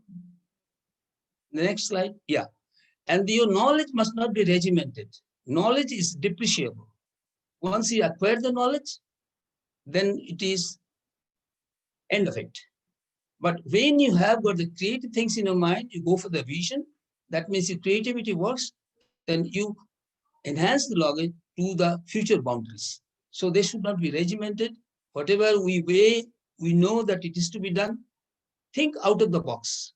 And if you think out of the box, you can progress. Next slide, please. Now, when you have got a vision, you have to fructify the vision. And that is the main thing for an entrepreneur. And the entrepreneur must have some mental qualities. What are they? They must have some risk-taking spirit. They must select the type of business. The type of business as it is in our country is that you can have a proprietorship business, you can have a partnership business, you can have a private limited or limited business, or you can have a cooperative type of business. All this business has got pros and cons of it. If you are a proprietor business, the whole asset is with you. If you lose it, everything goes. If you are in the partnership, you may have 2 or 3 friends. And with them, sometimes if you are at odds with them, then what happens?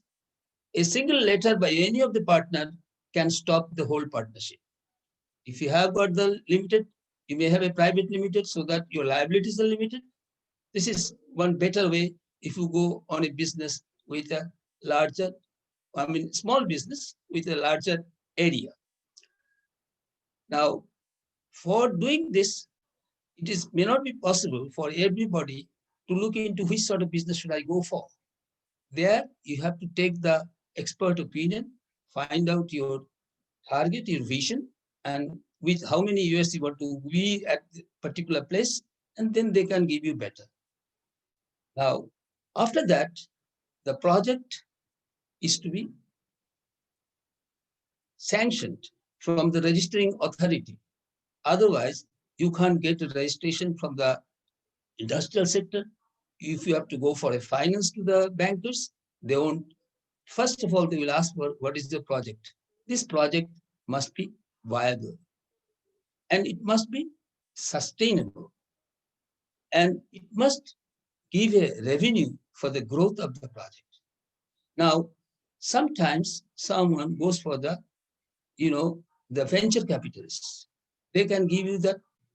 Particularly in USA, the venture capitalists give the money. They don't mind if the project goes wrong, but then it gives a big impetus for the startups, entrepreneurs. Now then is the finance. You see, every business has got to finance your own money and the borrowed money.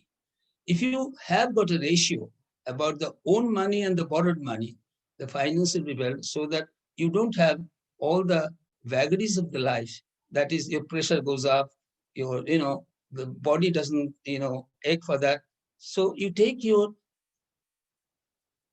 do the business in a very better way so that your peace of mind is always stable if the finance is stable. Next slide, please. Now, the most important point is the managing business.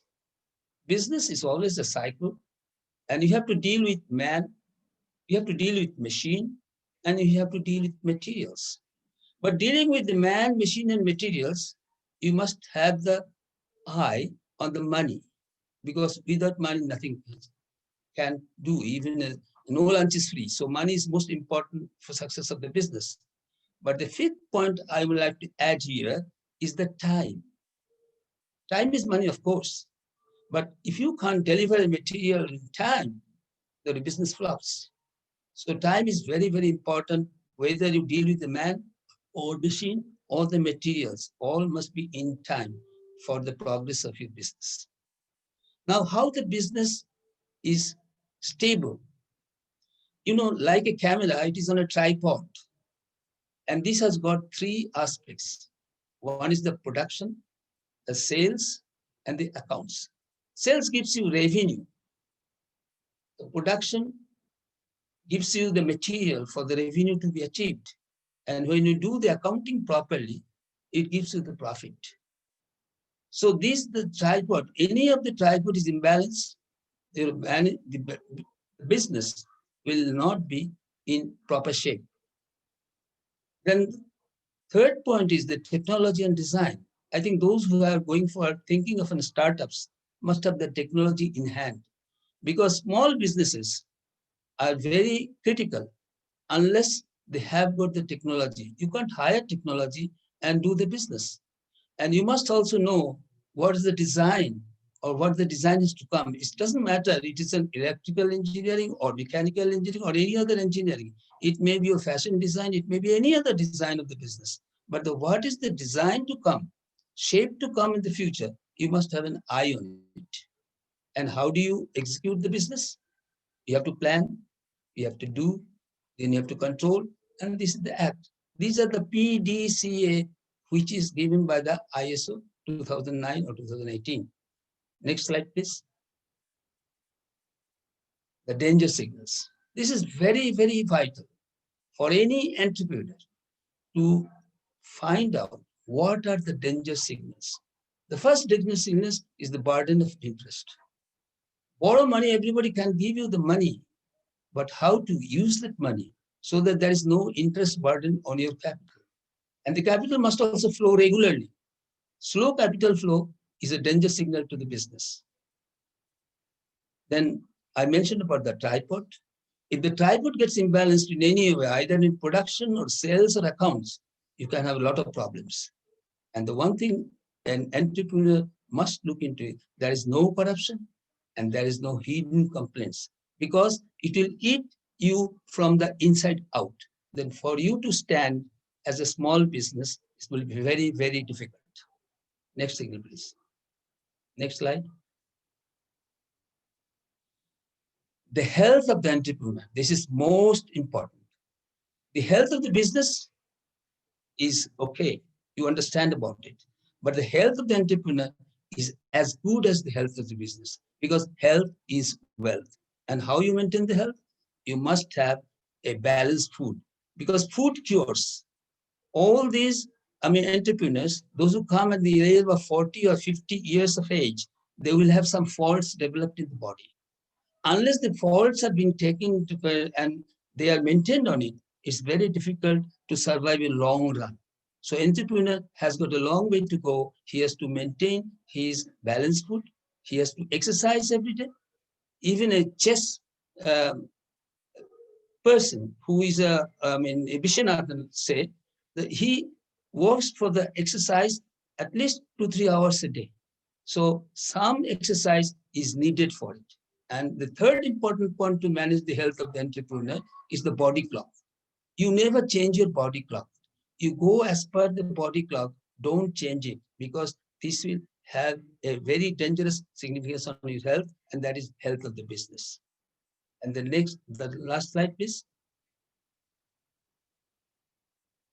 And I must tell all the startups people that the difference between the success and failure is marginal.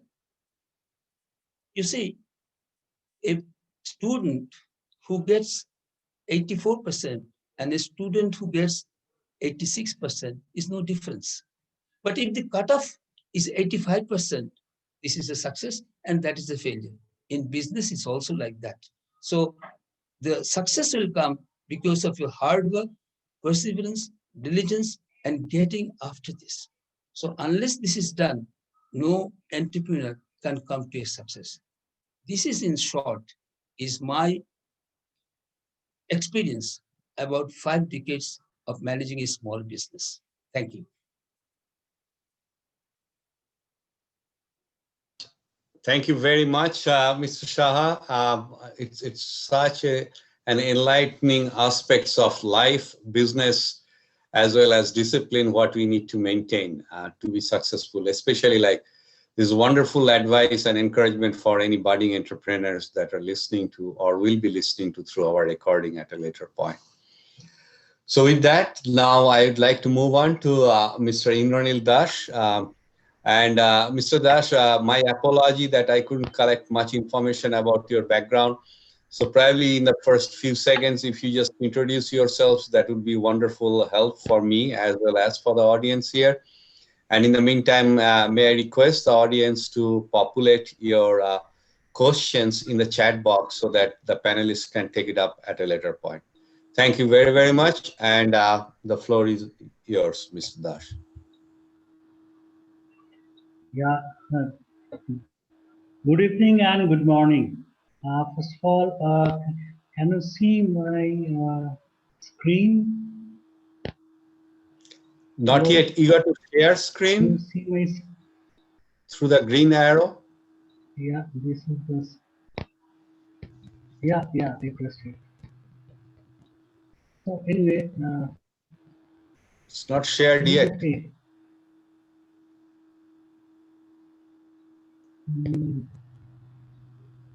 Something not in screen sharing. Anyway, by the time I just continue my introduction, I'm Indranil Dash. I started my life in a very small company where I was doing the PCB designing. Then I joined a multinational company called Electronics. It's basically Indian counterpart of Tektronix. And later on, I shifted to the sister organization, Untitled Services, where I was looking after high-end measuring instruments, testing measuring instruments like Tektronix, oscilloscopes, loop meters. Can you see? I think this is. Sorry, not yet. Not yet.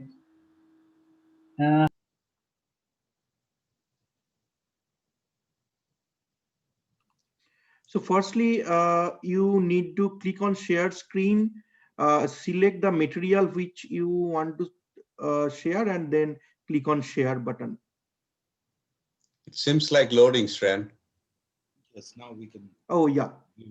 Because we can see his desktop, but he has to select the specific window he wants to share. Oh, very good. Please carry on, Mr. Dash. Yeah, you can go on a presentation mode for everyone's ease of viewing.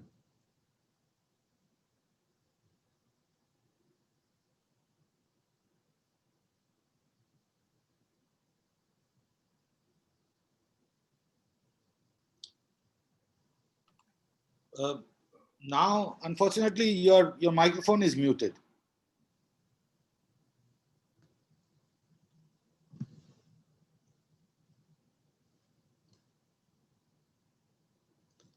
Mr. Dash, please unmute yourself.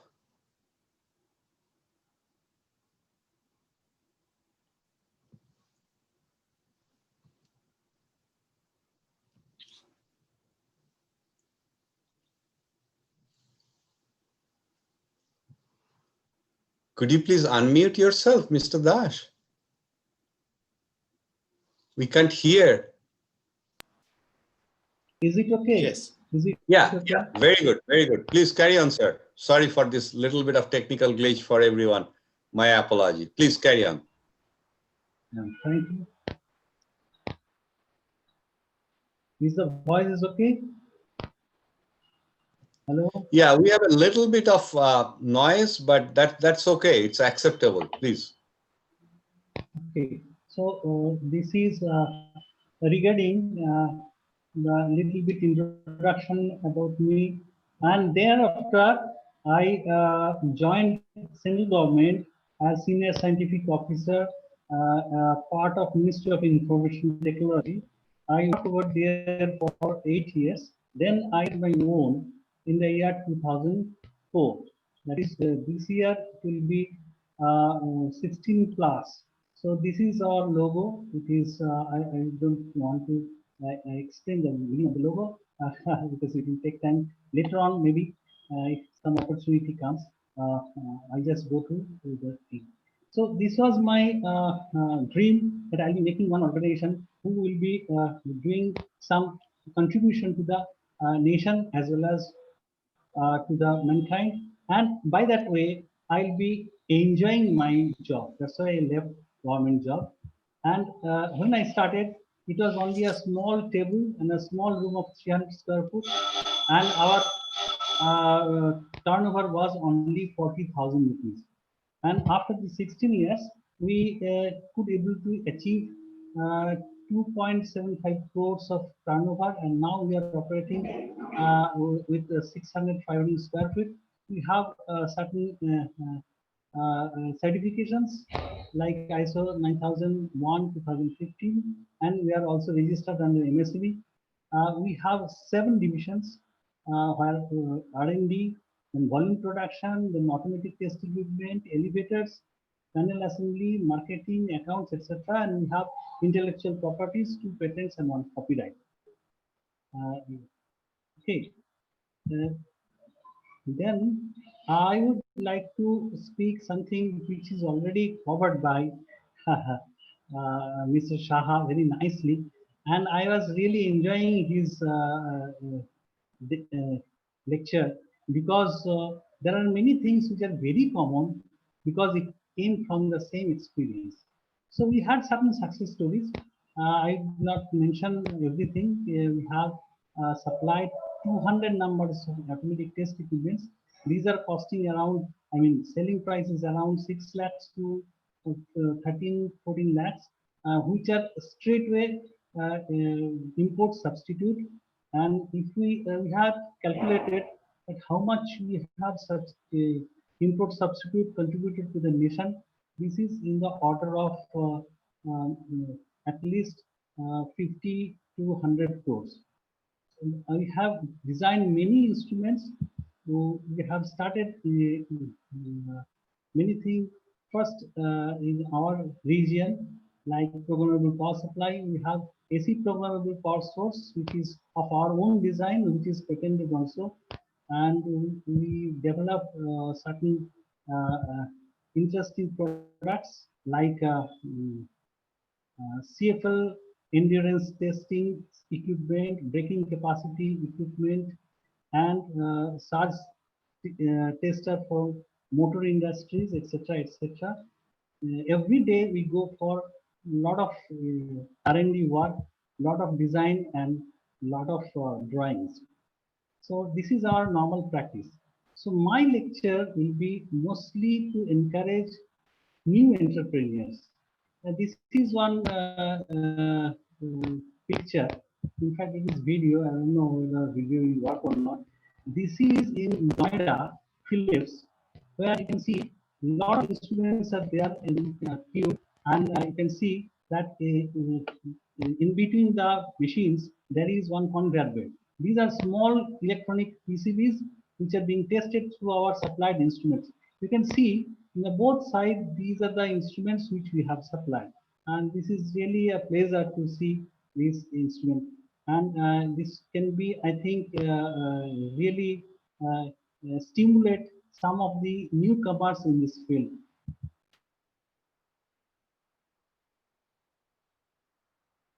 Next slide. We have certain other products like programmable power supply, AC power supply, function generator. This is the automatic test equipment, elevator controller, high voltage tester. Mr. Shah must be knowing this high voltage tester because that is a part of transformer testing also. These are certain products what we have developed with these 3 products: the gas leak detector, manhole gas detector. We developed with collaboration IIEST. Arya sir knows about it, and this is a kitchen monitoring system which later on we developed. And you can see in the right side we have surge compression tester, and we have panel meters with RS-232 ports optically isolated, which are very frequently used. And these are some elevators that also we manufacture.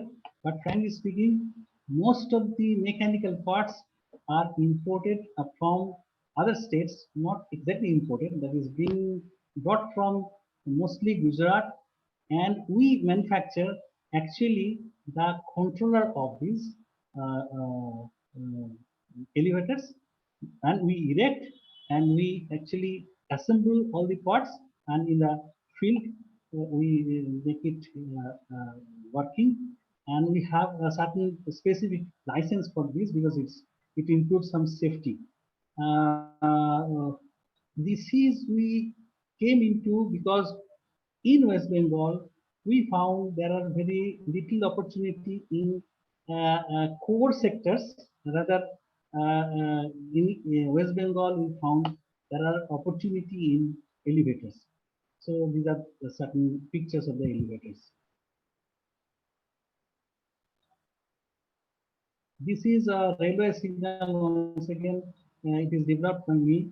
This is marketed through, or this is made for one company called Urban Engineering Association. It is of Kolkata, this organization, and I am also technical director of this organization. This is one product which is having a total life of 5 years, and it is safety integrity level 4. Is highly safety integrated product which has to work with a specified function, and these are very critical. Just for example, the testing of these signals is costing around 40 lakhs. Just testing, I mean certification.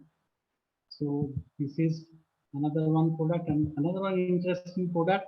This was also developed in GAABESU with our active support, which was installed in NKDA park. This is a solar tree having solar panels in all the leaves, and two out of two leaves, this is giving light in the night time. And you can see the trunk. This trunk is containing the electronics as well as the battery, and through pipe, this is connected to the main tree. So this was also another one interesting thing. This is a picture very much important to me. You can see Arya Roy is there. We had one MOU with IIEST, and that was actually signed in front of our ex-president, late Pranab Mukherjee. You can see it was in Rashtrapati Bhavan.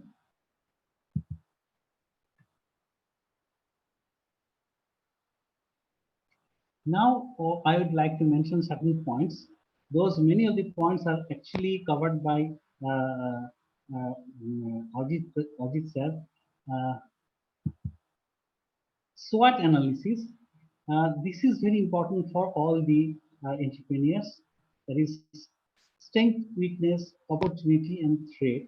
It must have been covered in the standard course, but you have to take it very seriously because this is very important for taking decision for new business or doing business everywhere in fact. Then you have to connect whatever you learn, you have to connect with the real world. Many times I have seen in the industry, academia and industry, if you see the difference, I believe the difference is basically when industry is thinking about the real product, real application, or academia, maybe or the students especially, they are mainly focusing on the examinations, and they think this subject I have to learn because I have to get marks, I have to get number, then I will be getting the certificate, and after that I will be getting a suitable job. But many times we just forget the actual subject. I have very painful experience. I took a lot of interview of the freshers, I mean, freshly come out from the colleges. I used to ask, can you tell me what is Ohm's law? Many times I do not get the correct answer. I'm very sorry. So I especially emphasize on the students, please do not forget the fundamentals. Please do not forget the fundamentals. This is very important for the entrepreneurs. Second, preparing yourself to handle multiple disciplines. See, many times we like some subject or we get mastering in a particular subject, but I'll be expecting those who are interested in entrepreneur, they had to have a certain knowledge on other subjects also. That is very important for a complete product, because the complete product includes a lot of things, the mechanical part, aesthetics, then heat management, then maybe testing, quality assurance, then environments, then physical conditions, then serviceability, then I mean manufacturability, etc.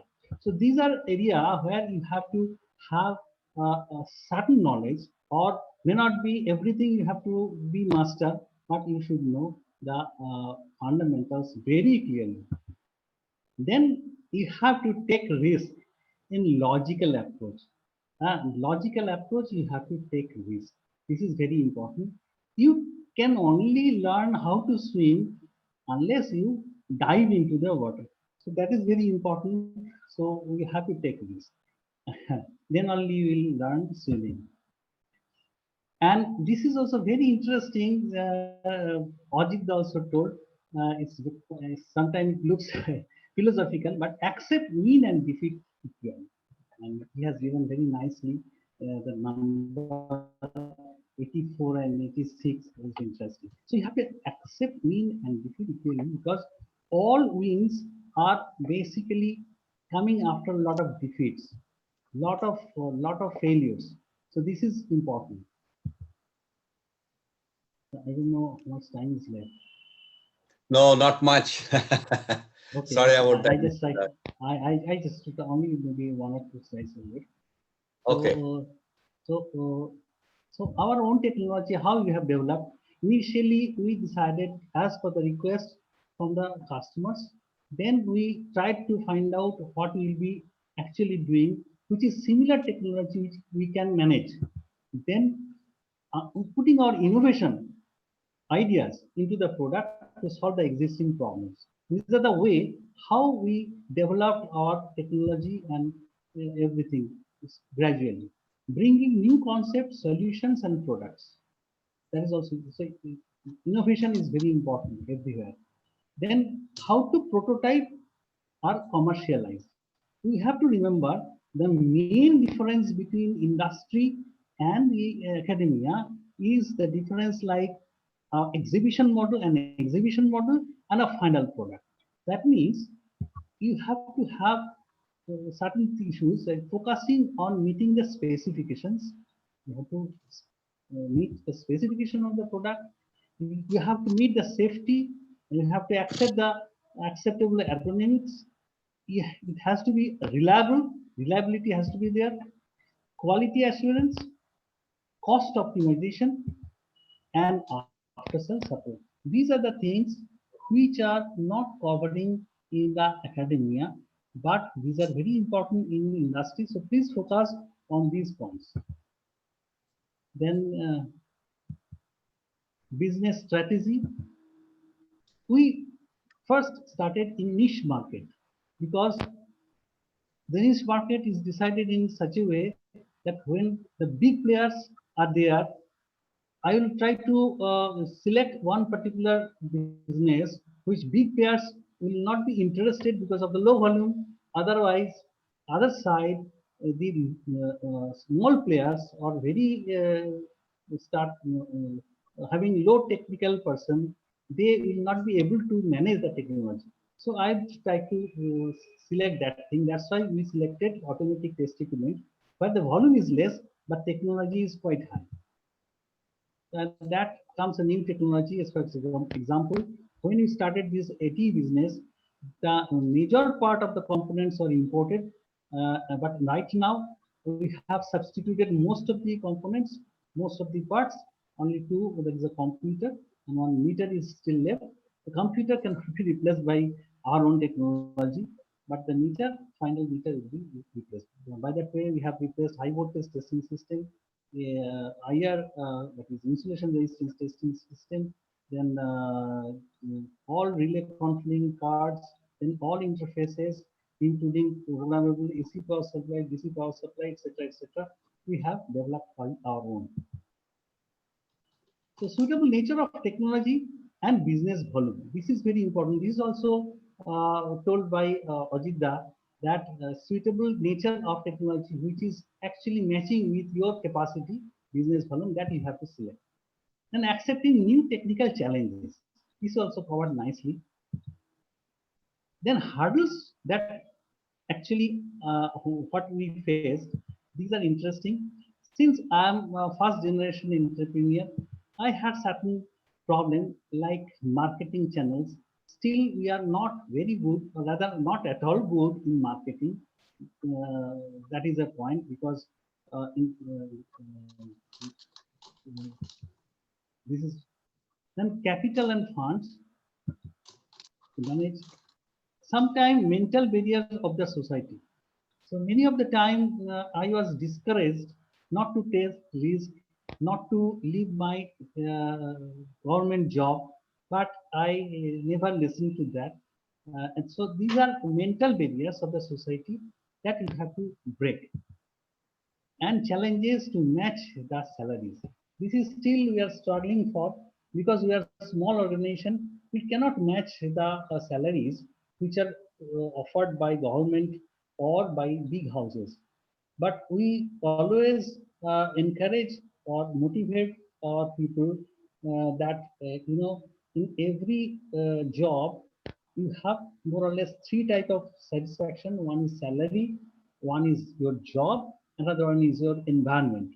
So we always tell, though we cannot match the salary, but we can ensure that you will be enjoying the job, you will be having a very good environment over here.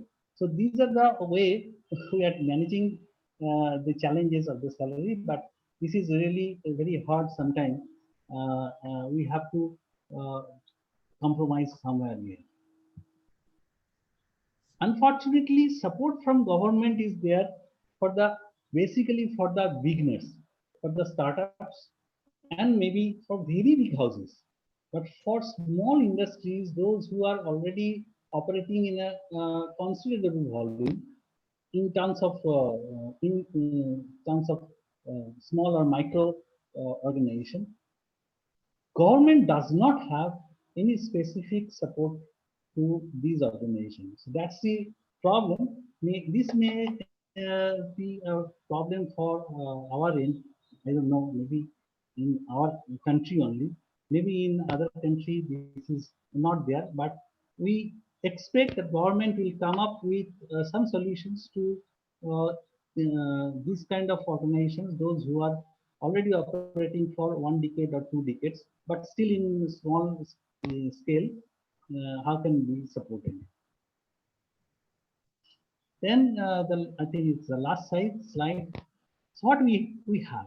We have everything. That is, in India, we have very good market. That's why most of the countries, most of the big houses are very much interested in India.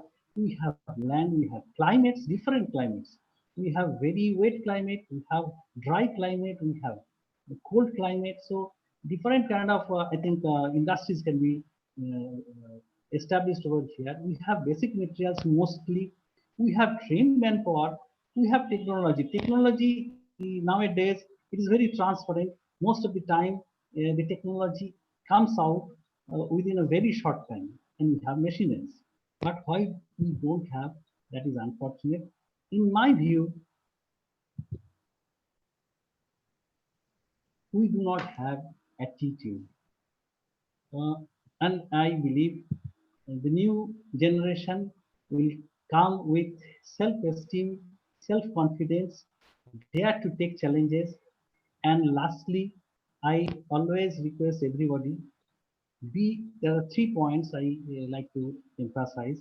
That is, be dedicated, be honest, and be simple.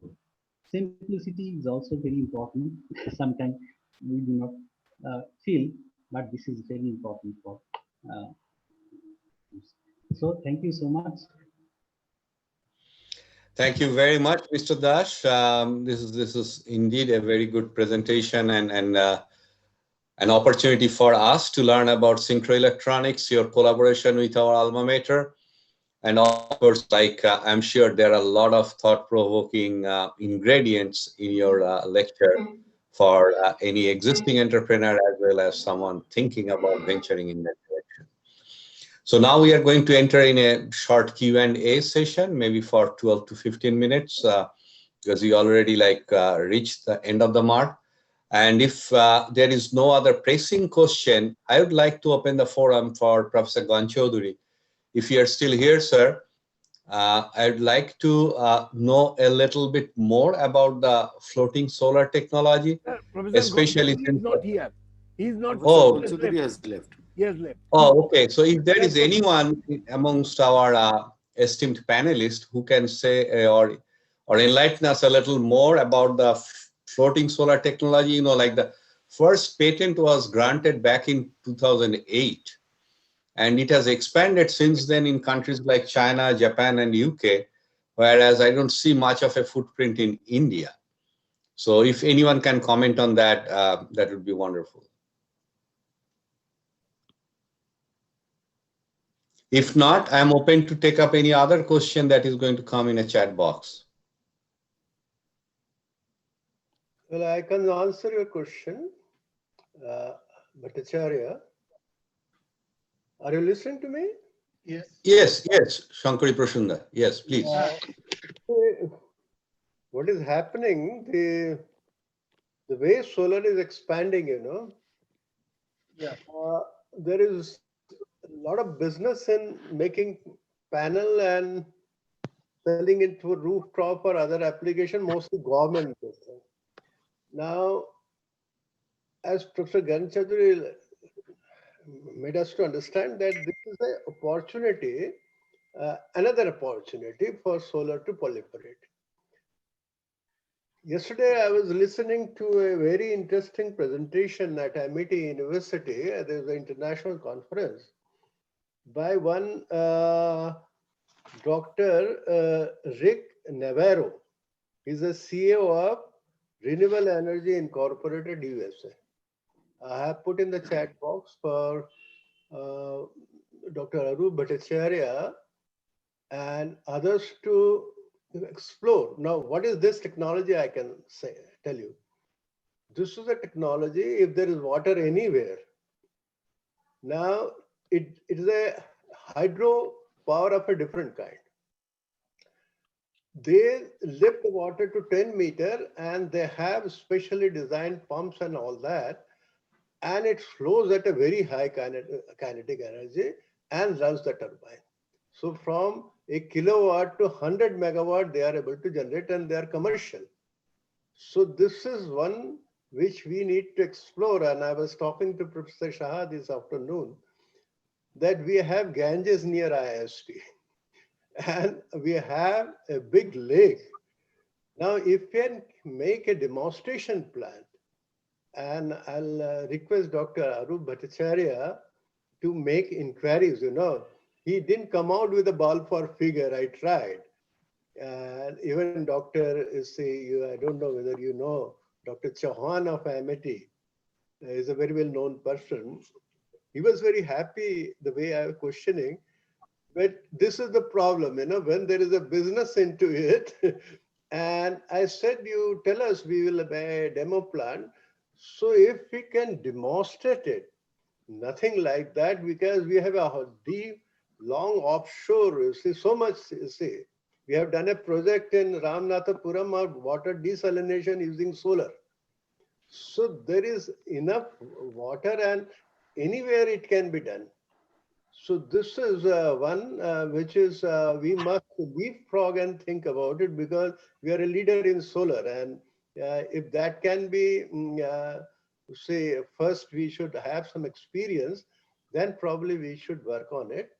And floating solar will pick up, as you said, in Kerala and all those things, where there are a lot of, inland, those type of,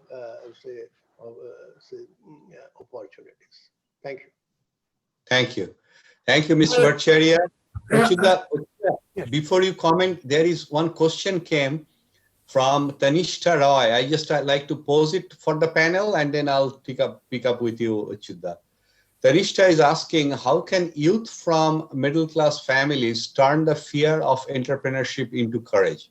I guess this is directed more towards Mr. Shaha and Mr. Dash.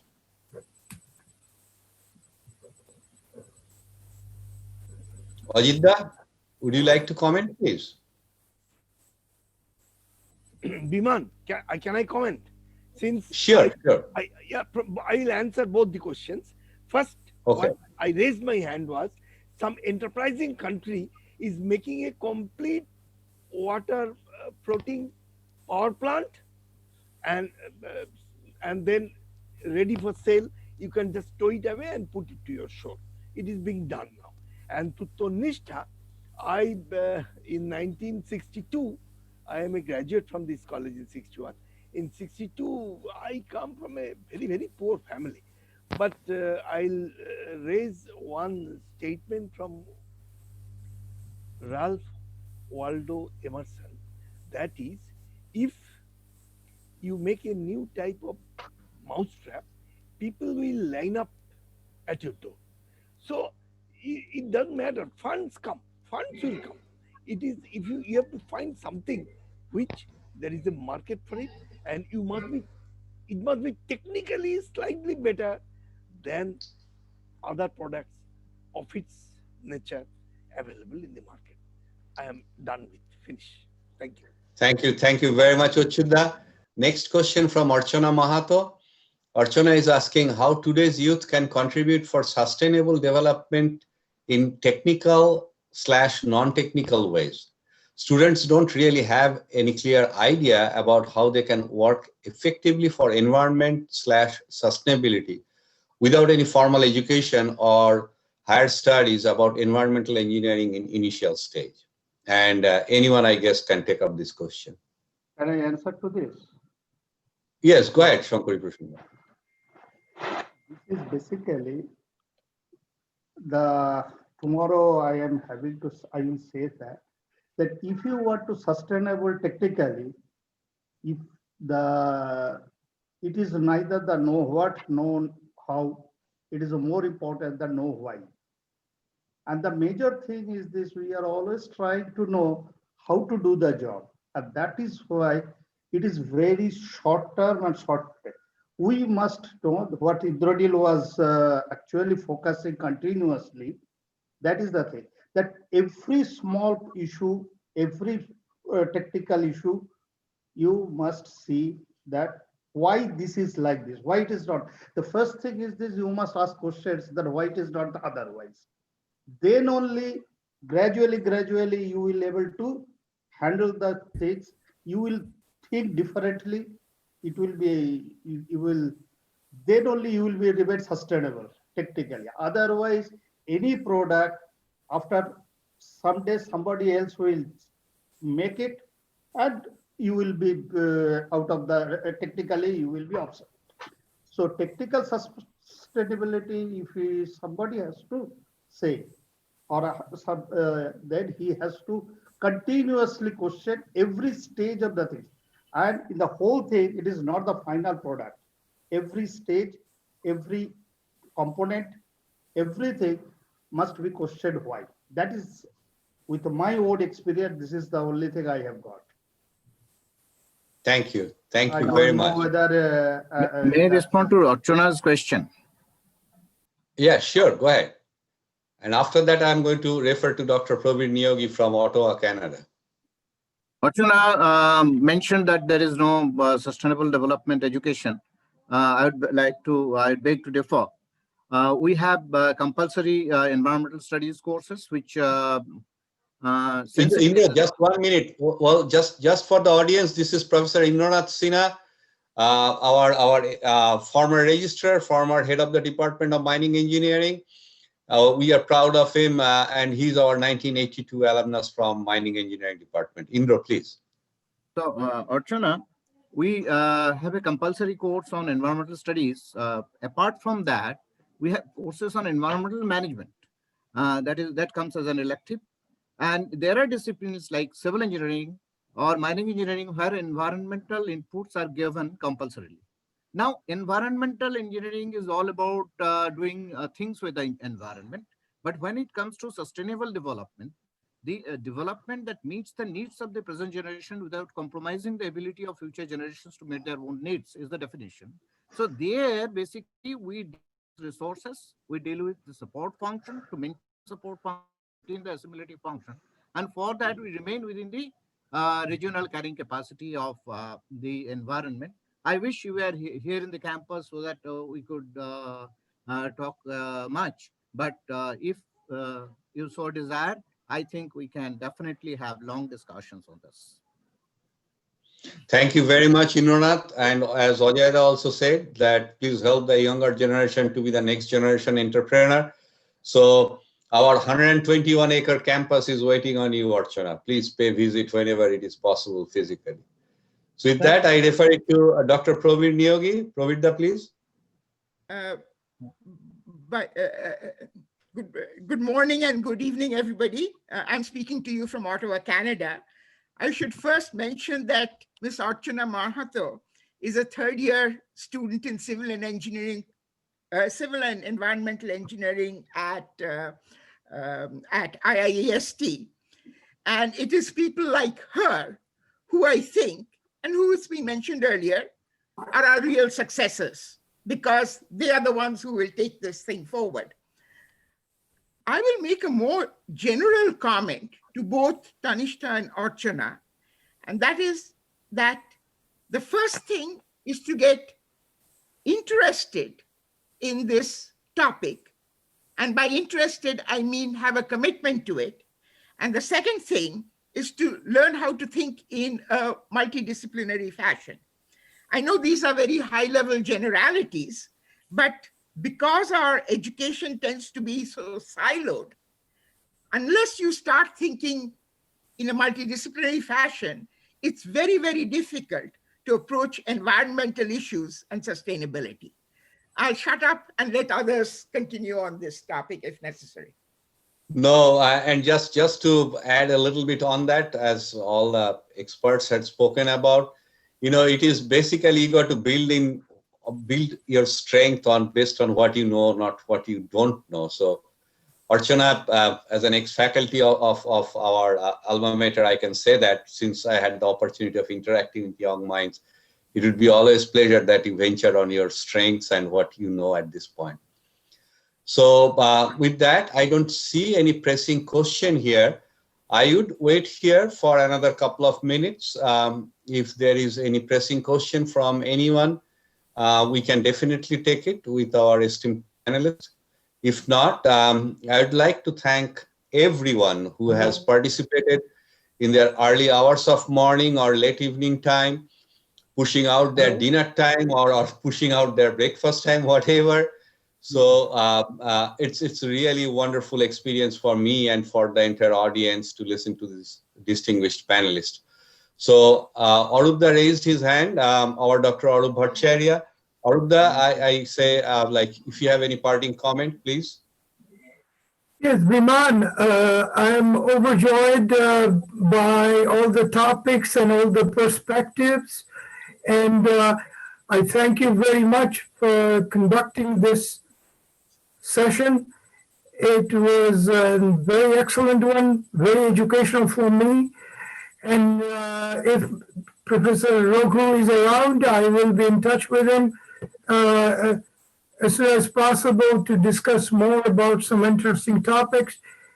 I have learned a lot, and I wish all the attendees our very best, and our more interesting, also other interesting webinars are coming, and we would like to make sure that we're able to entertain all the attendees who are registered and participating in these webinars.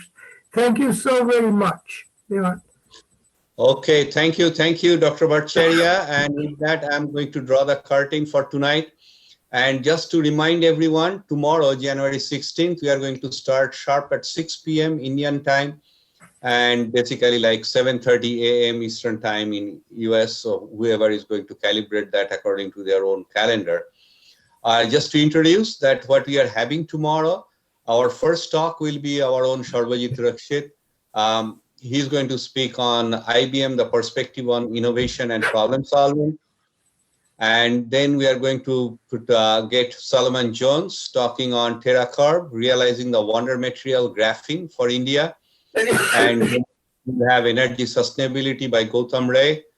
And then a panel discussion with academia and R&Ds and industry engagements, prototyping and knowledge or know-how transfer, Sugato Ghosh, Chirosri Rai Chaudhuri, Dipanjana Adak, SP Bhattacharya, and then cross-training and placements, Ashim Dev and Shivnath Maiti, both of them are our alumnus, and they will be talking tomorrow.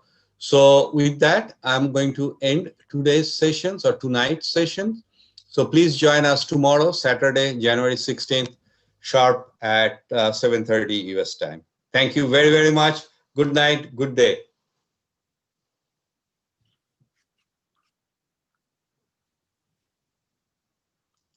Shreyan, you can stop the recording and conclude the session, please.